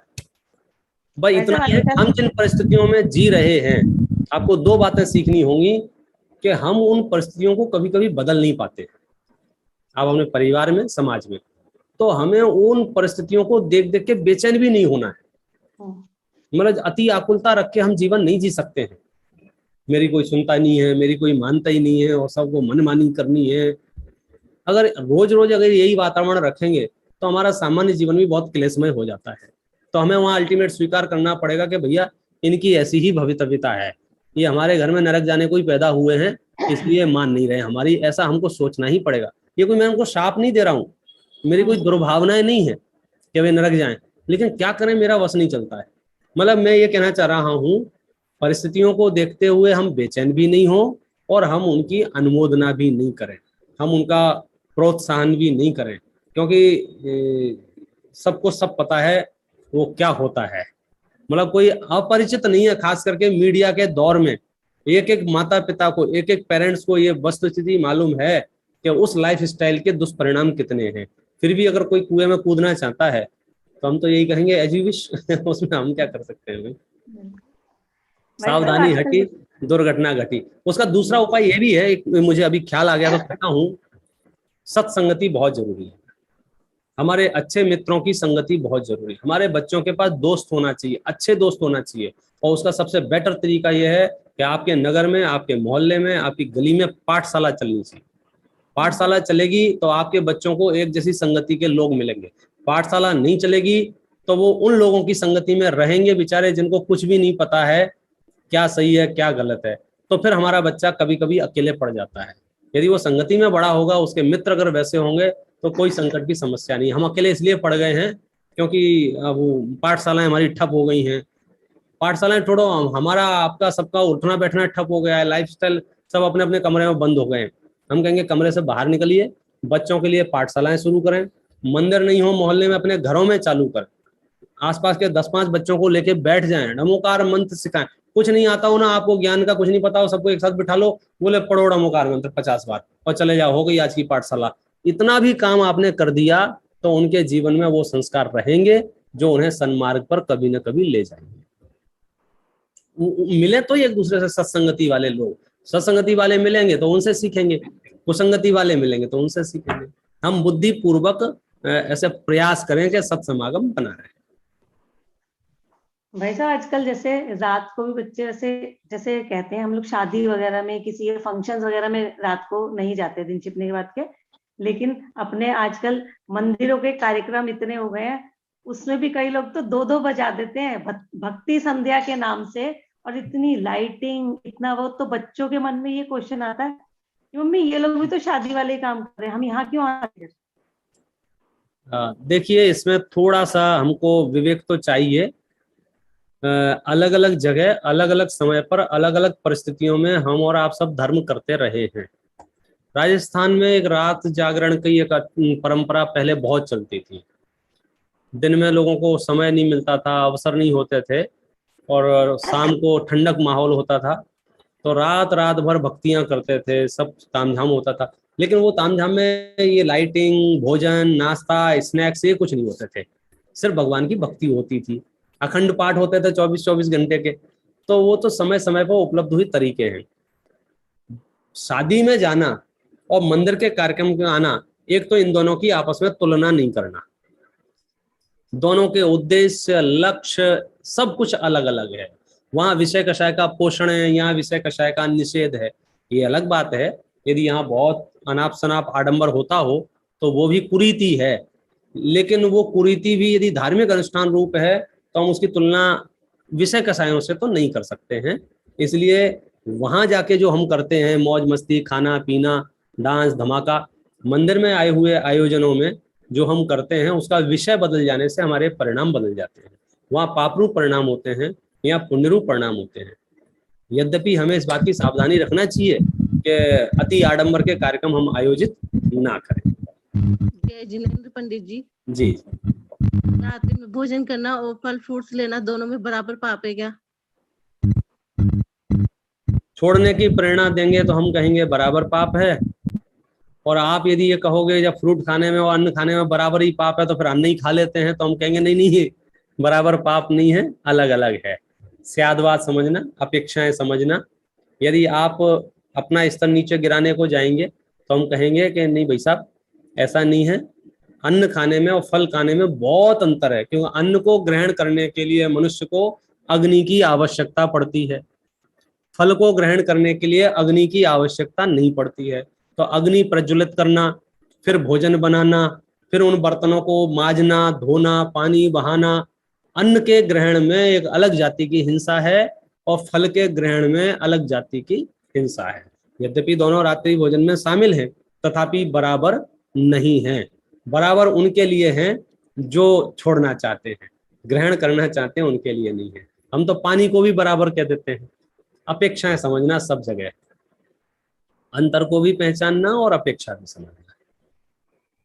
12 पसेरी धान नहीं तोलना। इसको मैं तो कहूंगा, और आपको एक उदाहरण दे देता हूं। यहां तक भी मांसाहारी जीव हो और उसने अकेले कौए का मांस छोड़ रखा हो, हम उसकी भी पीठ ठोकेंगे। बहुत बढ़िया बेटा, तुमने कौए का मांस तो छोड़ा, अब तुम थोड़ा और छोड़ दो, अब तुम और छोड़ दो। हम ये ना कहें क्या फायदा है, बाकी मांस तो खाता है, अब कौए का नहीं खाता तो क्या हो गया। नहीं नहीं नहीं, कौए का नहीं खाता है ना, तो उतना तो एक्सेप्ट करो ना उसको। जो जीव ने अन्न छोड़ा तो उसको उतना तो पीठ थपथपाओ कि हाँ बेटा तुमने बढ़िया काम किया, अब फल भी छोड़ दो, अब पानी भी छोड़ दो। तो ये परंपराएं चरणान योग में ऐसी हैं। हम थोड़ी भी सावधानी हटी, हम सबको एक भाव कर देते हैं और उसकी अपेक्षा नहीं समझ पाएंगे, तो एक अलग जाति का वातावरण तैयार होता है। सामने वाले को लगता है कि ये सब अलग दिशा में जा रहे हैं। इसलिए अन्न में फल में जो अंतर है उसको भी पहचाने। और मैं दूसरी बात कहता हूँ, रात्रि भोजन का त्याग है मेरा। अब मैंने गैस जलाई, मूंगफलियां सिक रही हैं, फिर चिप्स बन रही हैं, फिर गुड़, आप समझे भाई साहब, इसको फलाहारी नहीं बोलते हैं। फलाहारी बोलते हैं केला छीलो और खा जाओ, एप्पल बनाओ, सुधारो और खा जाओ। जो काम 2 मिनट में होना चाहिए था उसको आप 2-2 घंटे चला रहे हैं, वो तो आपने रात्रि भोजन जैसे ही हो गया ना। जैसा क्या हुआ, वो तो रात्रि भोजन ही हो गया। लोग फलाहारी के नाम पर जो मिसगाइड हुए हैं वो यही हुए हैं नाम से, इसका नाम अन्न नहीं है, बस खत्म हो गया। मैंने अभी आपको 2 मिनट पहले कहा था ना कच्चे केले की सब्जी और सिंगाड़े के आटे की पूड़ी, आप बोलो क्या करोगे। ये सब कुरीतियां हैं, हमें इनसे बचना चाहिए। जी जी, बहुत सुंदर बहुत सुंदर। हमारे जिनागम में जो त्याग आया है वो शक्ति अनुसार आया है। तो हमें आशा है कि आपको इस परिचर्चा से थोड़ी सी भी अपनी शक्ति, जो हमारी वास्तविक शक्ति है, वो पहचान में आई होगी। और हम इस बहानेबाजी, जिन्हें हम शक्ति नहीं है, हमारे अंदर सामर्थ्य नहीं है, इस नाम से बोलते हैं, तो इससे हम थोड़ा बचें। ऐसी आपको प्रेरणा मिली होगी। मीनाक्षी जी का और विज्ञा जी का हैंड रेज है, but I am very very sorry, हमारा टाइम बहुत ज्यादा हो चुका है, हम आपका प्रश्न नहीं ले सकते। पर आप आपको जो व्हाट्सएप ग्रुप के थ्रू ये मैसेज मिलता है, आप किसी भी पर्सनल मैसेज पर आप अपना प्रश्न भेज सकते हैं। आगे की परिचर्चा में उसे हम जरूर लेंगे। हम हाँ, अभी एक चीज और बतानी है, उसको बोल के बस हम वाइंड अप करते हैं। जैसे अगर हम आचार्यों की नहीं मानते, विद्वानों की नहीं मानते, तो जो बड़े बड़े एक्टर्स और फिल्म स्टार्स कुछ ना कुछ कहते रहते हैं ना, हम उनकी जरूर मान लेंगे। आपने अक्षय कुमार का नाम सुना होगा, सुना है कि नहीं सुना? वो बहुत ज्यादा प्रेरित करते हैं कि ये रात्रि भोजन, वो साइंटिफिक रीजन से भी, हेल्थ रीजन से भी बोलते हैं कि रात्रि भोजन नहीं करना चाहिए। तो अभी तो टाइम नहीं है, आपको ग्रुप पे वो हमने कलेक्ट किया है थोड़ा उनके छोटे छोटे क्लिप्स, तो उसको वीडियो जरूर भेजेंगे। अभी यहीं पर एंड करते हैं, और अगले संडे में हम आपको एक नए विषय के साथ जरूर आएंगे। तब तक के लिए सबको सादर जय जिनेंद्र। बहुत बढ़िया, बहुत बढ़िया। देखिए, मैं आपको अंतिम सूत्र यही दूंगा कि आपने बड़े परिवर्तन, भ्रमण करते करते बड़ी मुश्किल से मनुष्य पर्याय प्राप्त की है। अपने जीवन के लक्ष्य में रत्नत्रय को शामिल करें। रत्नत्रय में भी सबसे पहले सम्यक दर्शन को शामिल करें। मिथ्यात्व, क्रोध आदि कषायों के नाश करने के लिए, वीतरागता को जन्म देने के लिए पर्याय मिली है, और उस वीतरागता का जन्म सदाचार में होता है। इसलिए आज अपन ने सदाचार की भी चर्चा की। सदाचार एक तरह से हमारा कुलाचार है, कुल परंपरा से प्राप्त आचरण है, और इसके होने पर धर्म विशेष होता है, और उस धर्म की उपलब्धि आप सबको हो, ऐसी हमारी मंगल भावना जी। एक जोरदार जयकार लगा के समाप्त करेंगे। जय बोलिए हिंसा मई जैन धर्म की जय। सभी को जय जिनेंद्र।